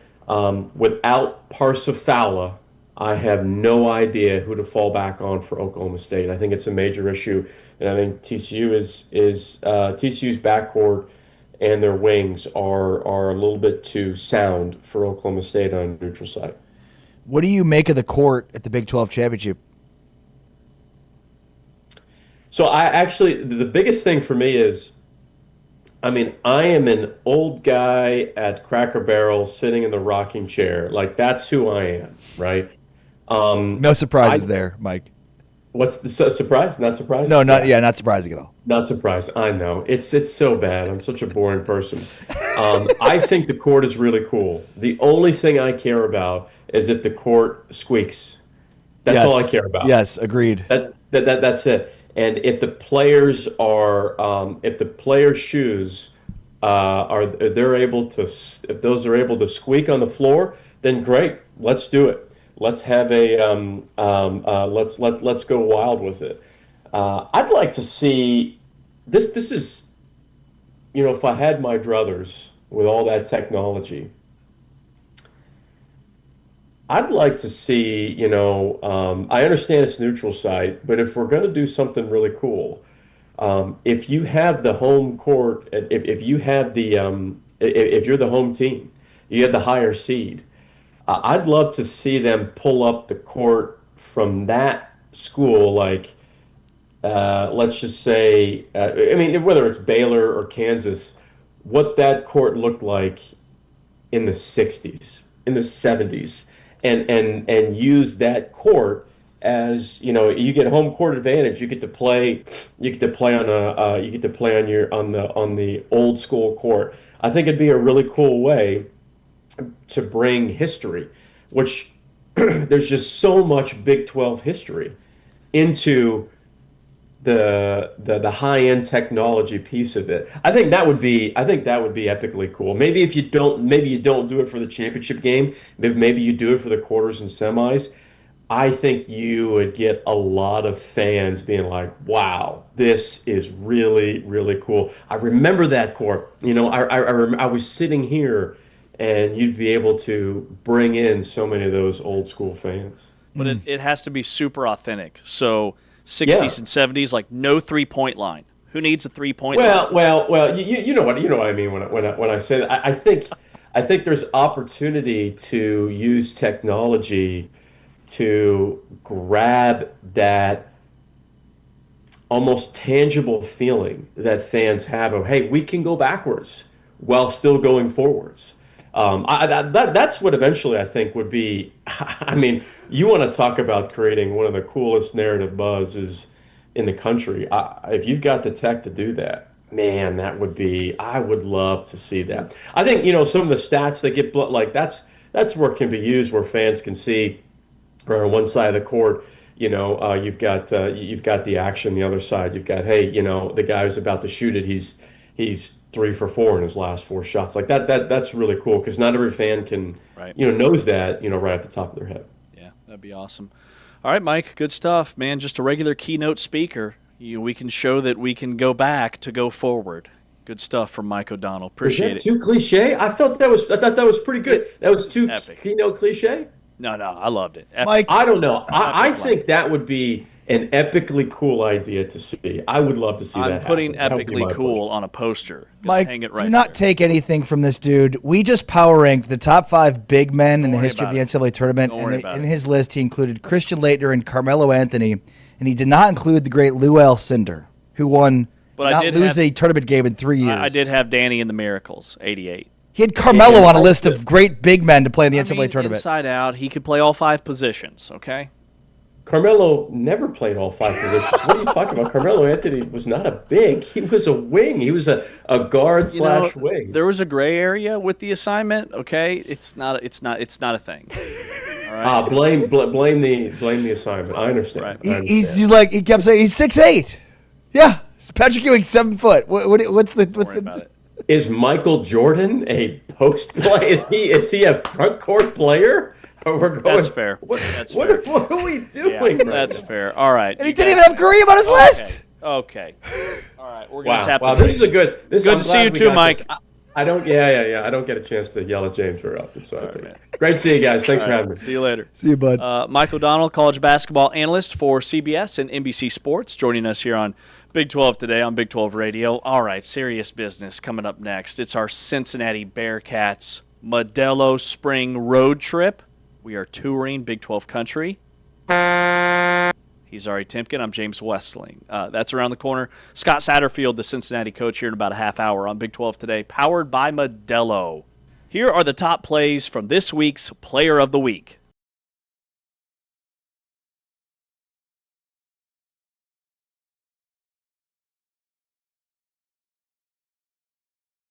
It isn't always easy with the emotion and everything else going on around senior day to get ready to play. Well, your routine is different. Look at this guy.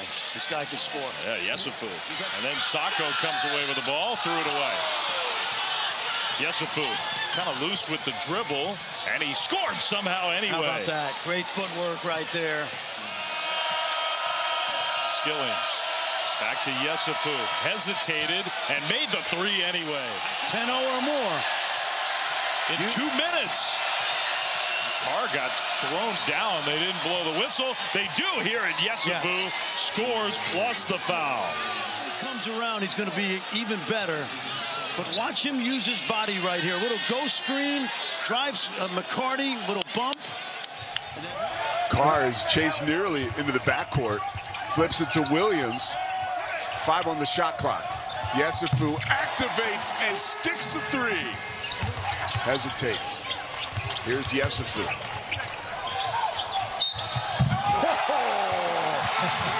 He's going to send Alex Jensen to the therapist. He came out at the end, but is that not just classic NBA right there? Here comes the personality. Move him up the draft board, baby.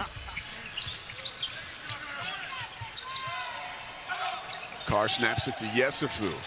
Too much room. Oh, look at this. The finish from Tunde Yesufu. The flip from Caden Powell.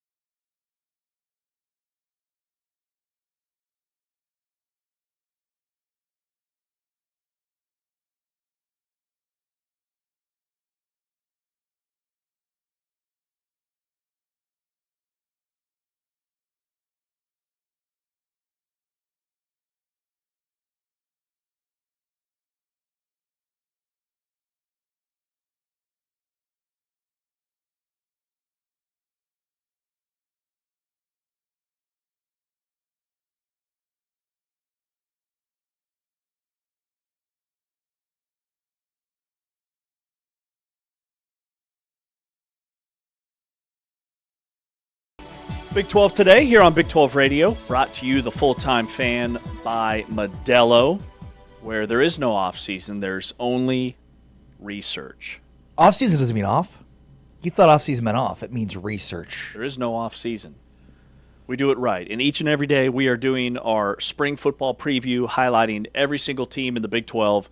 Started at the top of the league standings, and today we hit Cincinnati, the Bearcats, and their coach, Scott Satterfield, will be with us in less than 20 minutes here on the program. So Cincinnati finished 7-6 last year, but remember, they peaked at 7-1. They got ranked in the top 25. They cracked the top 20 before they dropped 4 of their last 5. Finished 10th in the Big 12. Lost in the Liberty Bowl to Navy. And Scott Satterfield, he's going into year 4, but this is the most roster turnover of his entire tenure. 40 new players on this year's squad. I think Cincinnati's at a real crossroads 4 years into his tenure, and a lot of guys gone to the NFL. Jake Golday, Joe Royer, the tight end, Dante Corleone, the defensive tackle, and then you lose Sorsby in the portal to Texas Tech. I would start there with there are some massive holes to fill. Okay, so a couple of things. Number one, I think that this series we're doing is so timely because Cincinnati just started spring football on Monday the 9th. And like you just said, this is a refresh. They've got a brand new quarterback, a defensive reset with Nate Woody stepping in as the new defensive coordinator, as a guy who's worked with Satterfield before. And is Satterfield still in the hot seat? Yes, I would say so. So Satterfield was firmly on the hot seat going into last year.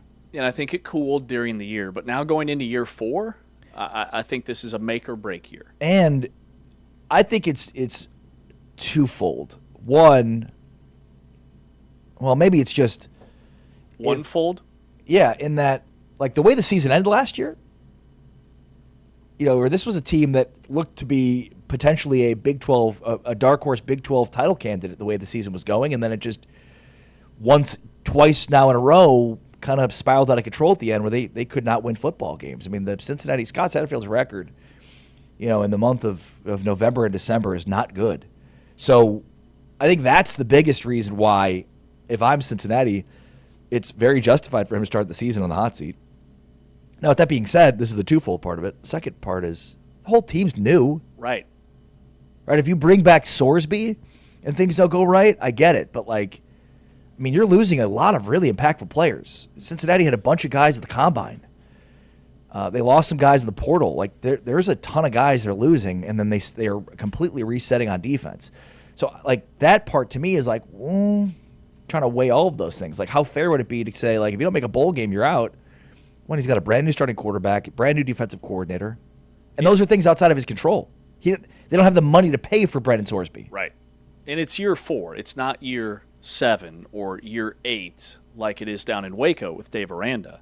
Now, what he said about last season is when he was at App State, he kind of has a track record of stringing together these 5, 6, 7-win seasons and then finally breaking through. He was an offensive coordinator at App State back in the 2010s when they were winning 5, 6. They went 7-5 his first year as the head coach. Then they broke through. They won 11 games. Same thing was kind of developing at Louisville.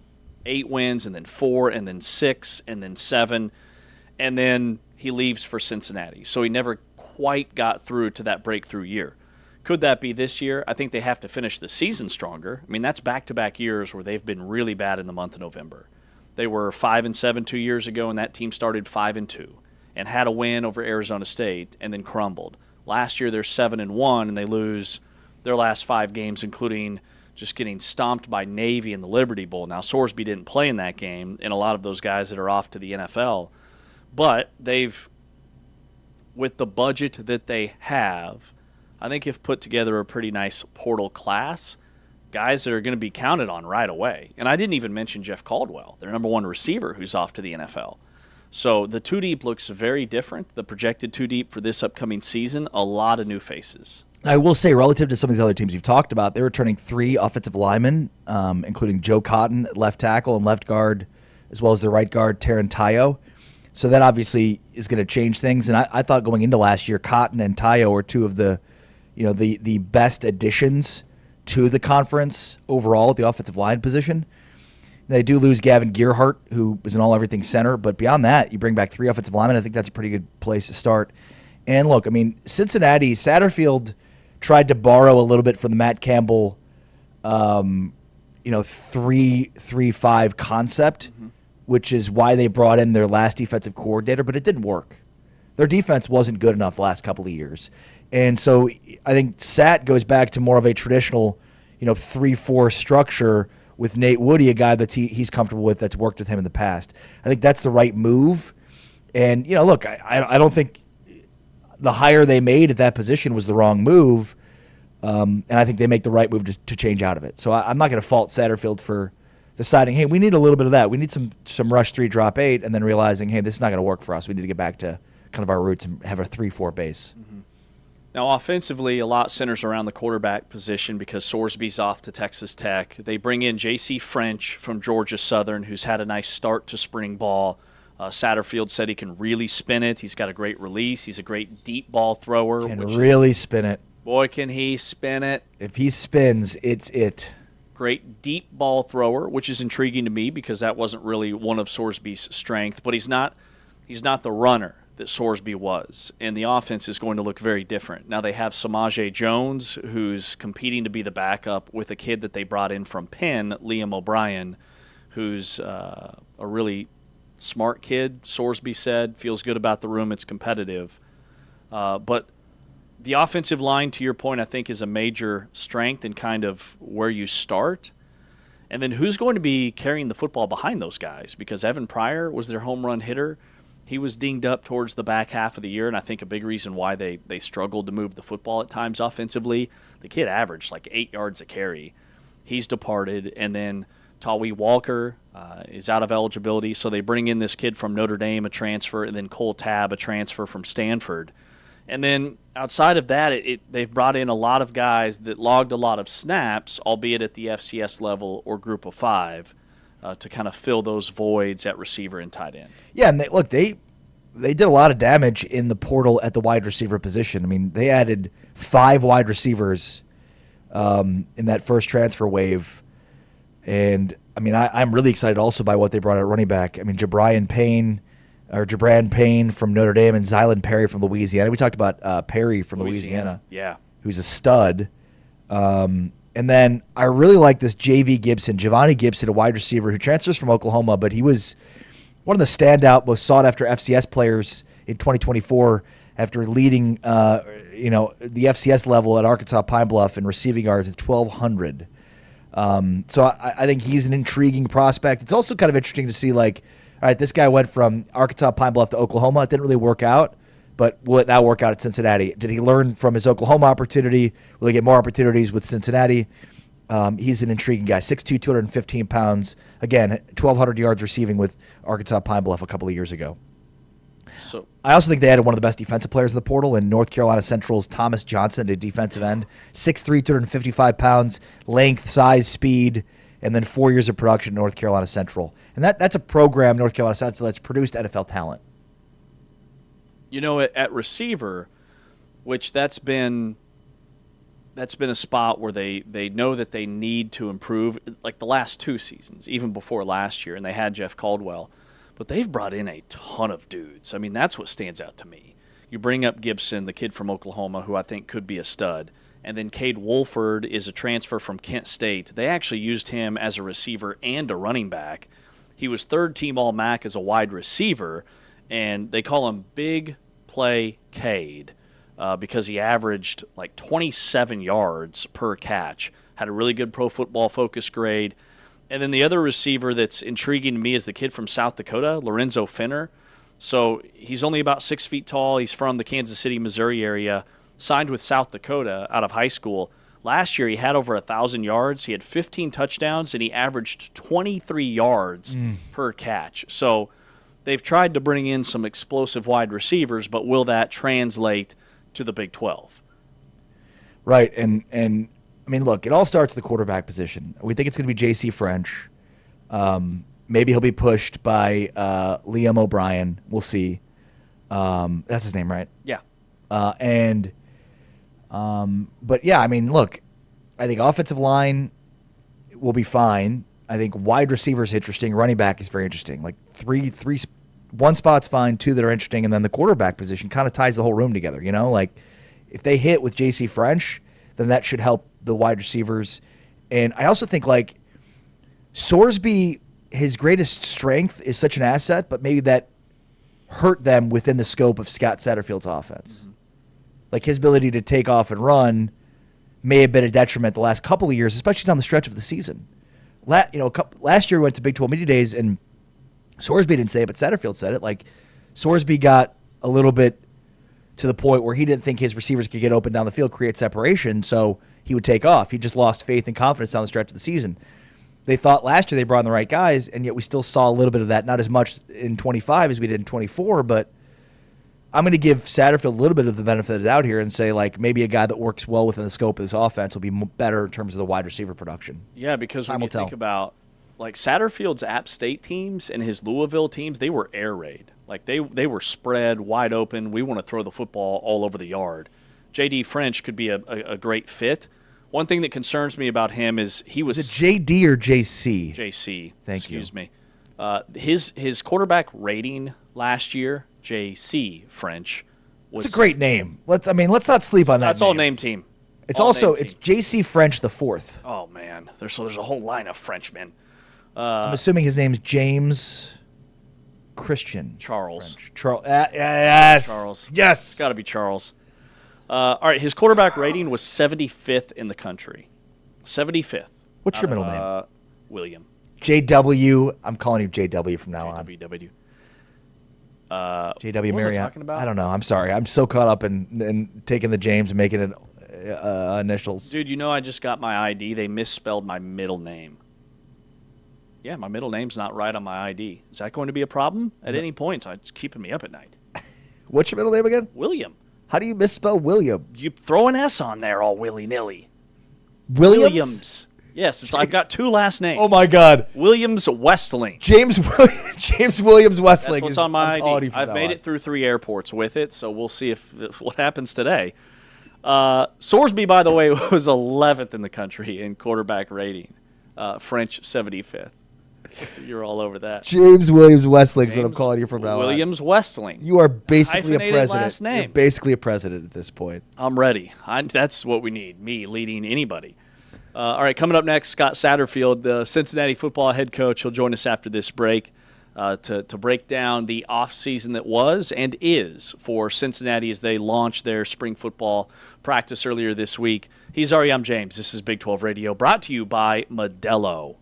Check out the top plays from the Big 12 men's basketball starting 5.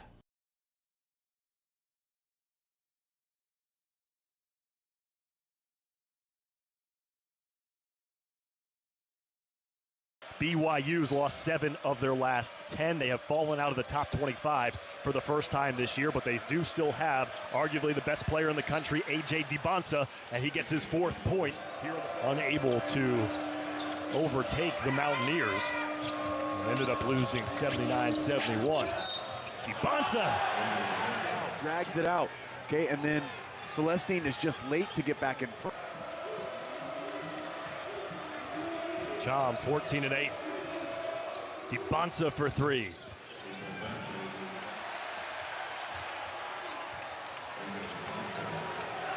What a play. Davis has got to start making some shots. He's making too much money to miss those shots. DiBanza contested and one. A.J. DiBanza to the line. Just now, we all know this if we watched him. He is absolutely a killer in that high paint area. Well, the best three-point shooting team in the conference doing it tonight. They are showing it. And Kevin Young's coaching like an NBA guy, throwing double teams at people.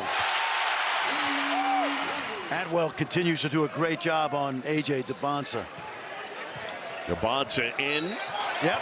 And one. He's so good at elevating in that we call high paint area, and then Petty reaches in. And eventually Cada has it. Now DiBanza pushing up ahead.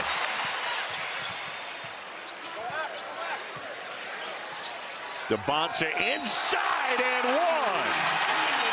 This is real estate. We call it the high paint. Once he gets there, he's almost unstoppable.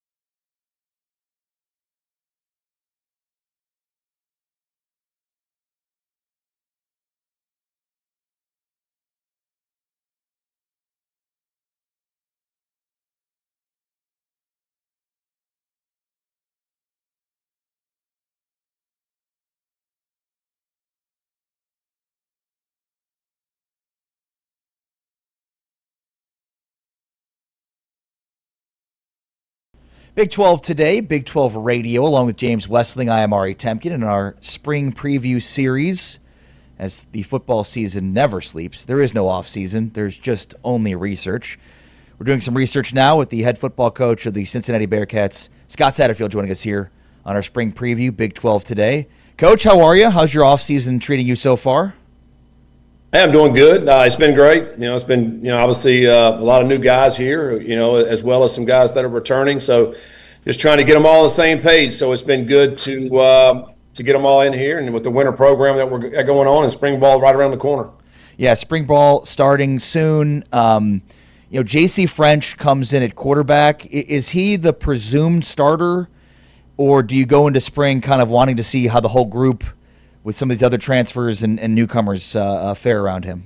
Yeah, I think we're opening up every position. Obviously, you're bringing in JC because he's a veteran guy. He's had a great deal of experience, played at a high level. So we're bringing him in to compete for the job. And I think we're telling all these guys that, hey, you're here coming in for a reason. You're coming in here to compete for a job. I don't think we ever want to just say, hey, you got it. We want these guys to come in here and earn it, and they're doing that right now. With our strength program, the things that we're doing on the field right now, and then as we get into spring practice, we'll have a better idea as we start maneuvering through that. But I think there's certainly a lot of competition at every position. Yeah, and as yourself being a former quarterback and offensive-minded head coach, is there a balance there between competing but also making sure with a new player and a new system that they get the necessary requisite reps to be ready to play if they are the starter? Well, absolutely. All the guys that are coming in that are new, they've obviously played ball. They've thrown a curl route, or they've thrown a takeoff, whatever. But they got to get the terminology for us. They got to get how we operate within our system. They have to learn their wide receivers and tight ends and running backs. So there's a lot that goes into that, and that doesn't happen overnight. So this thing is something that happens over time. It's getting reps. It's having some failure within those reps. It's learning those mistakes and then continue to grow and get better off of that. So I think it's one of these things that just takes a lot of time. I think this is the way college football is too. Everybody's going to have probably minimum 40 new players. Some schools have 80 new players. So it's like it takes all this all season, all summer long before we start in the fall camp to understand what kind of team you may have.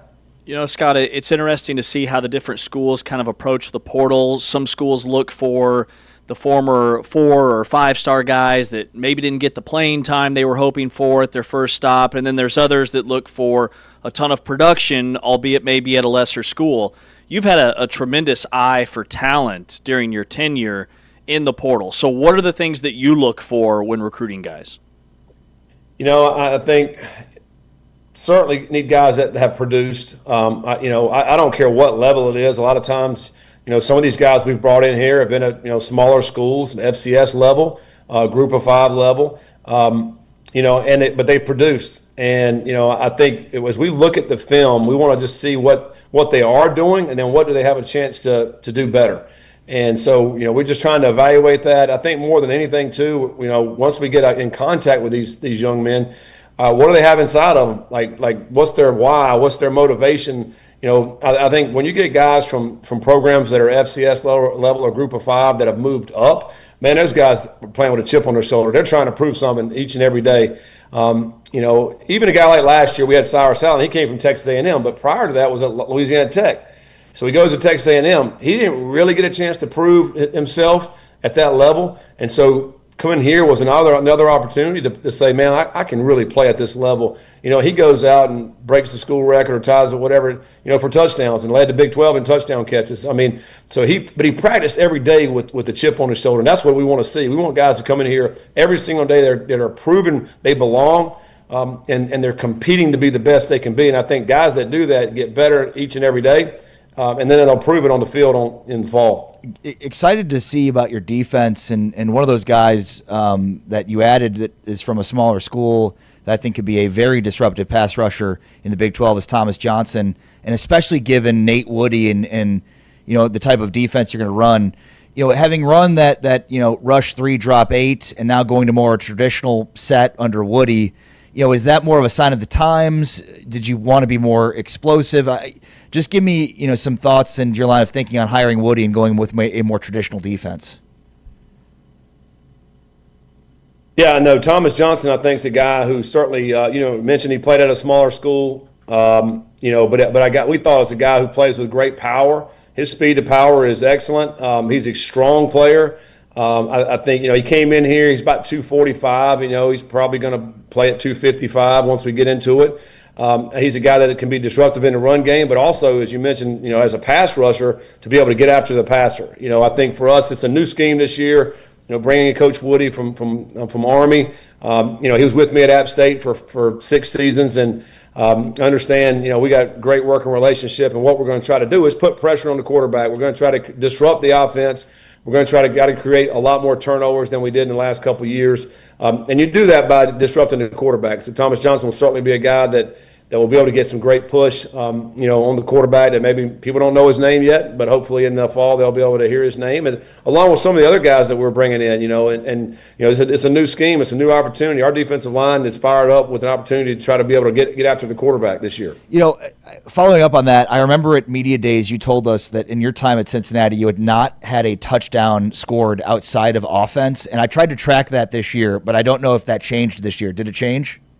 Yeah, we had one. We had a pick six, about 100 yards against Oklahoma State. So we have one in 3 years, which I would dare say is the worst in college football in the last 3 years. So we have to get a lot more of that this year. But you do that by disrupting the quarterback. I think if you just let these guys are so good in our league that we're playing. If you allow them to sit back there and have all day, they're going to pick you apart and they're going to make plays. And so you have to disrupt them. You have to create some adversity for those guys and throw them off their time and their rhythm. And that's where the turnovers happen. And that's where the opportunities to go score actually happen. And we had that one time, so we got to get a lot more. Coach, offensively, talking with Cincinnati coach Scott Satterfield here on Big 12 Today and Big 12 Studios. You've got a loaded offensive line. You've got a preseason All-American at left guard. You've got an All-Big 12 left tackle with Joe Cotton. You've got Taron Tayo, who returns on the offensive line. Is that the group that will kind of set the tone offensively? Yeah, I think they're setting the tone for our team. They're great leaders. Gavin Gerhardt was one of the best leaders I've ever been around. Was our 3-time captain. He's finished, but he left a legacy and a standard to how you lead. And these guys have kind of just picked right off where he left off from last season. I think certainly one of the strengths of our team is our guys up front. We're coming off a season where we're one of the top O-lines in the country. We didn't give up many sacks. We didn't have many tackles for loss. Our yards per play was one of the top 10 in the country, run and pass. And in fourth down, we were number 1 in the country in fourth down. So, we did a lot of great things offensively, and I think it starts with our guys up front. We got a lot of different, more skilled guys that are here this year that are different. So some new guys are going to have to, see what they can do to be able to go out there and make plays. But it starts with the guys up front. I'm excited about that bunch, as well as our tight ends. We bring back a lot of our tight ends that played last year as well. That kind of solidify that group that's up front that's going to set the tone for your offense. The running back position is interesting, and Coach, you were very physical last year. Your running game, Tyree Walker, was extremely physical, and you just out-physical teams. Yep.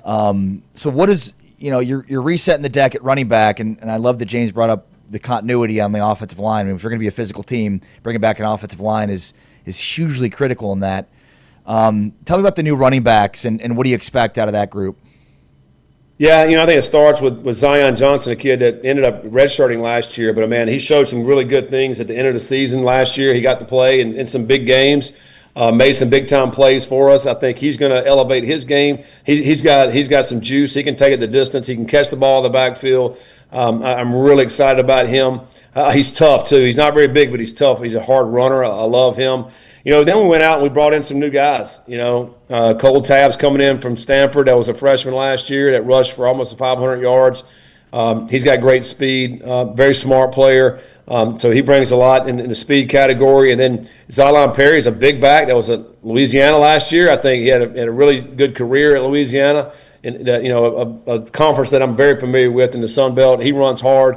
And Jabron Payne's a guy who played at Notre Dame. He's from Cincinnati. He's a big back that I think can provide certainly some spark for us, short yardage goal line. So different tools in the tool shed, I think, that we'll be able to come out and play. You know, and we don't know about a lot of these guys. I mean, Zion's basically the one we do know, but let's see how these other guys do and perform in the spring. They're working really hard right now. I think it's going to be a really good room. They're all great guys. They're humble, but at the same time, they compete their butts off. So I think it's a really good room. And you know, of course, in my career, we need to have a bunch of backs because, you know, some of these guys get dinged up. You got to have another guy to be able to slide right in there that you don't miss a beat. Scott, with you going from, you know, 3 wins to 5 wins to 7 wins last year, what are a couple of things that, I know it's early, but hey, if we do this really well, or if we get this out of this group, we go to 9 wins or 10 wins?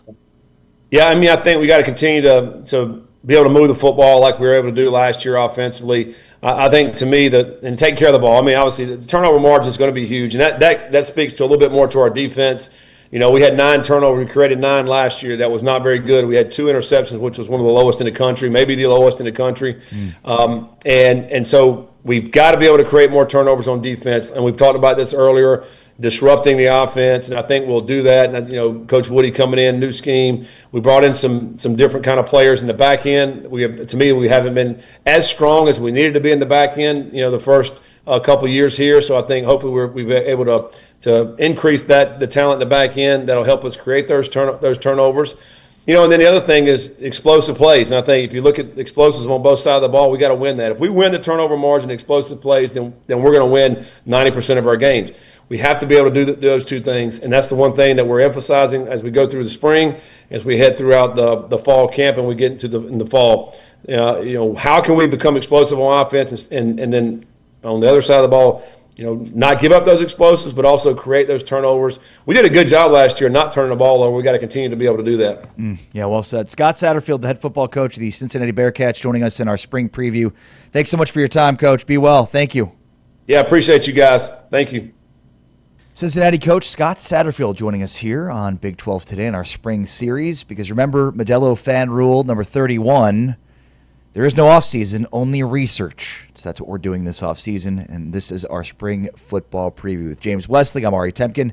This is Big 12 Today on Big 12 Radio, presented by Modelo. Heard on TuneIn, watched on Big 12 Studios. Check out the top plays from Big 12 men's basketball starting 5.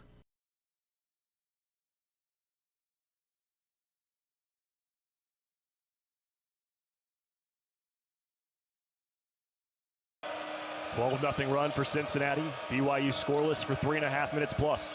Robert Wright trying to get some space. Because Ahmed did a good job of moving his feet and playing defense without fouling.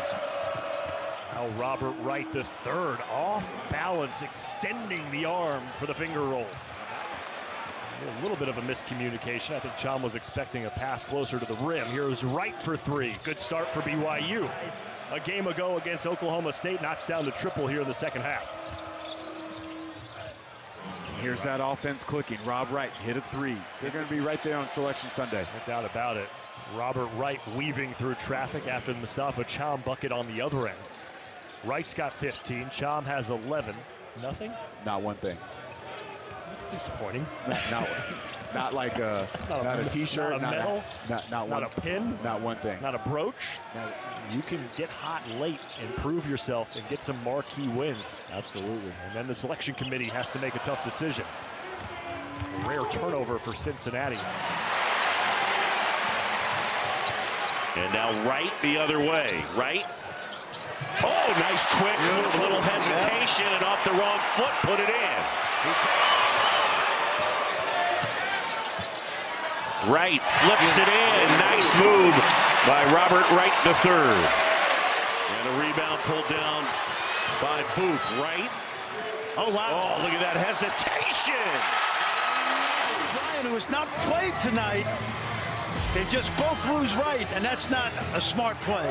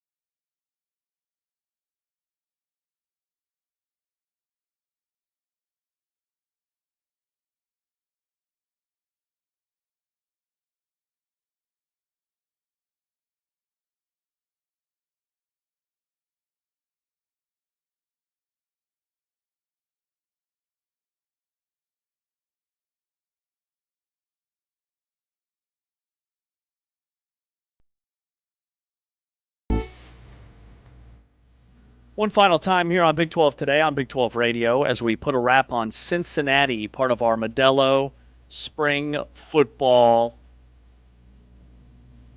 road trip. That's the word I was looking for. Touring Caravan. 12 country. Caravan road trip. We're doing the whole thing. There it is. Let me ask you something. Can you rate me as a father? Like just overall? So I let my 10 and 7-year-old listen to Eminem.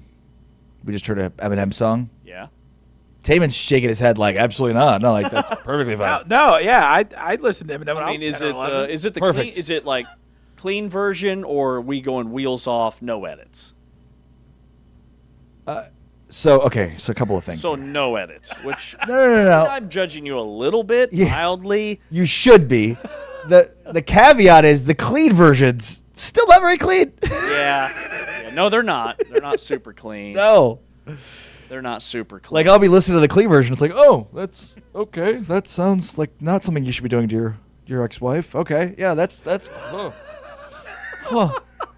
That's okay. Yeah. No, Ooh. I'm here for it. I mean, like I said, just judging you a little bit, mildly, but not a high level of I judgment. feel like I appreciate you guys. You're too kind. I know Taman's a big Eminem fan. I am too. And my boys are huge into Eminem. Okay, well, that's awesome. I didn't know if it was just like on in your vehicle and they didn't really care. All they hear is the profanity. But No. if they're They actually, are like truly appreciating the value that is his music, then that's a different story. Yeah. Judgment way down. That's it. Yeah, both of my boys are very into rap music. I'm here for it.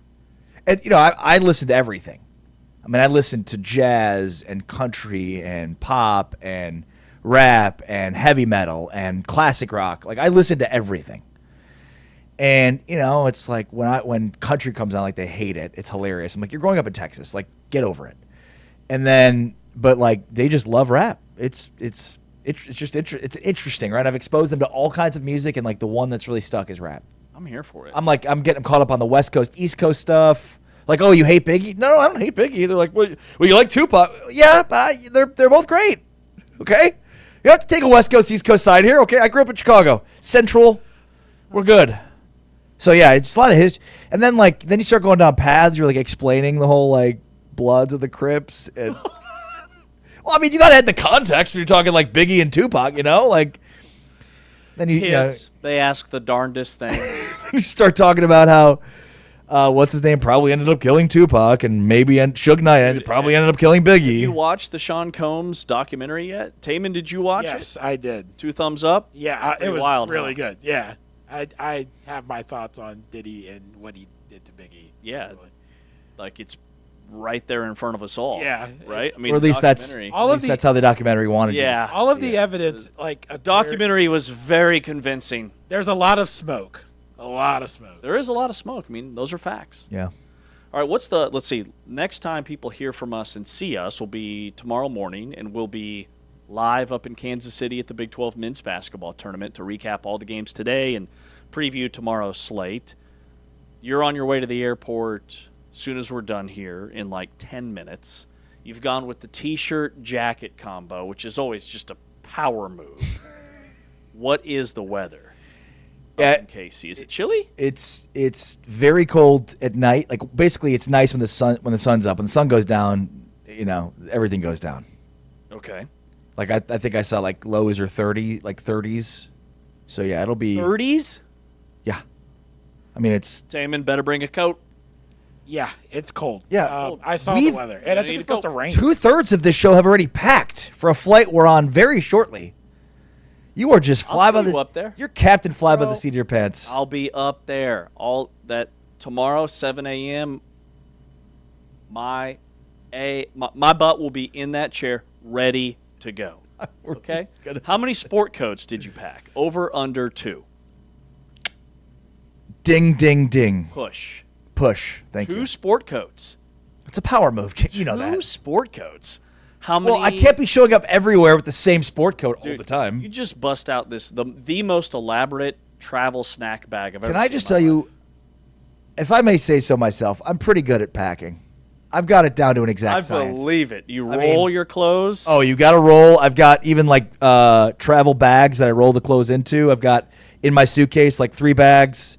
One has the shirts. Very well organized. Yeah. I mean, I'm Captain Organization. All right, break it down. What did you pack? 2 sport coats. How many fits? A lot. A lot. I came with options, James. You never How know. many pairs you of never pants? know if just What, a are you party up out of checking a nowhere. bag? No. Oh, okay. You know, I'm an efficient, effective packer. Okay, I've got everything right in that carry-on. Damn right I do. Amazing. I should have that as a job. Yeah. That should be my job. Telling people how to pack for trips. There's a very elaborate process that goes into rolling your clothes. Apparently, I looked it up on YouTube once. You fold them a certain way, then you roll for the optimum space saving roll.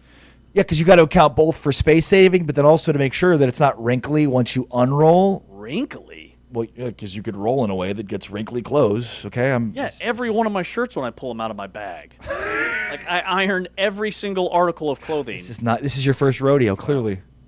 For somebody that travels as much as you do, you could use my services. I know. I only charge $1,000 a trip. Okay. So it's an easy, just swipe it once and I'll pack you for both trips. Most people overpack. I seem to underpack. A lot of times I'll be like, man, I've been wearing this shirt for like 3 days. Some overpack, some underpack. I pack. Just perfect packing. Perfect packing. Watch, I'm going to get there and be like, I forgot this, that, and the other. I'm freaking out. Doing a mental checklist right now. Did you see Will Ferrell's making a comeback? This is big time. So he's going to be, Netflix has announced a new golf show coming this summer, The Hawk, featuring Will Ferrell as a PGA golfer. The look that people give my wife and I when we let them know that we do not have a Netflix subscription is one of absolute horror. We don't either. Actually, yeah, we do. They make it more difficult to share. So I think we are we are like. I knew you walked it back because you're like, well, I don't want them to think I'm stealing from them. No, we fair and square don't have Netflix because we steal from a ton of other streaming services. And the price just keeps going up. Right, we keep paying for them to continue to pay for trash. I mean, Matt Damon even came out and said, like, yeah, they want you to structure stories certain ways and like remind the audience who's too stupid to keep up with the storyline. To me, that said everything. Like everything they produce is like created in a laboratory to maximize, multiple screen watching. I don't know. I think it's such a crock, and it's really reduced how good content is. To my opinion, people think Netflix is amazing, and it's like they just follow certain. It's like a chemistry lab created a bunch of. No, I mean, that's agree. like the documentary wave. Like, my God, they love to glorify the death of people. Oh, they love a good doc, as do I. And not only that, but like murder docs. Like, yeah, let's go ahead and glorify this person's death. That's great. And then glorify the murderer. And let's make millions off of it. It's great. It's billions off of it. It's fantastic. I will say, I would say the best shows on Netflix are shows that have actually aired on other networks that are just being carried on Netflix. Yeah, right. Now, there are some bangers that are originals. Did you ever watch Ozark? Yeah, I started it, didn't finish it. Like most shows, it's in Chicago. Like the first episode, Yeah, actually, the I was jacked up the first episode. Like, this is amazing. Not realizing, none of the rest of the shows. It's all in the Ozarks. Yeah. Yeah, because again, like anything that comes out now that they produced, it follows a very strategic. I mean, to me, that's like antithetical to making stories. You got to be outside the box. There's lots of so it's. To me, the Matt Damon stuff that came out, I don't think was viewed as that bad towards Netflix. But for me, it was like the most damning thing possible. Like anything they produce is going to be crap because it is inherently not great art. Yeah, because Matt Damon and Ben Affleck, the company that they just launched together, is in partnership with Netflix. And it has a lot of AI built in. We're watching a documentary right now on Netflix where they have digitally, like the people didn't want to be shown on camera, so they went ahead and recorded them, and then using AI, they digitally like changed their face. It's very clear it's AI. It's really wigging me out. Like every time they go to that scene, there's a little disclaimer in the corner that says like digitally anonymized or whatever the word would actually be by AI, and it's creepy. It's creepy. I didn't make my intention was to make this to bash Netflix, but here we are. I mean, we got Netflix. Yeah. No problem with Netflix. Most people do. We don't. It just keeps getting more expensive and worse. So what's your... Kind of like everything in our society. Just pure joy from this guy. Heading up to KC. Life's too short. Just super laid back, happy to be there. Not stressed at all about the week to come. You got me. Like we are heading in. This is good. This is good. If this is the Artie we're going to get in Kansas City. Oh, yeah. I think once you get there, though, you're usually super chill, laid back, just happy to be there. It's good vibes only. Good vibes only. I'll have a Modelo or two tonight. It'll be great. Right. It'll be fine.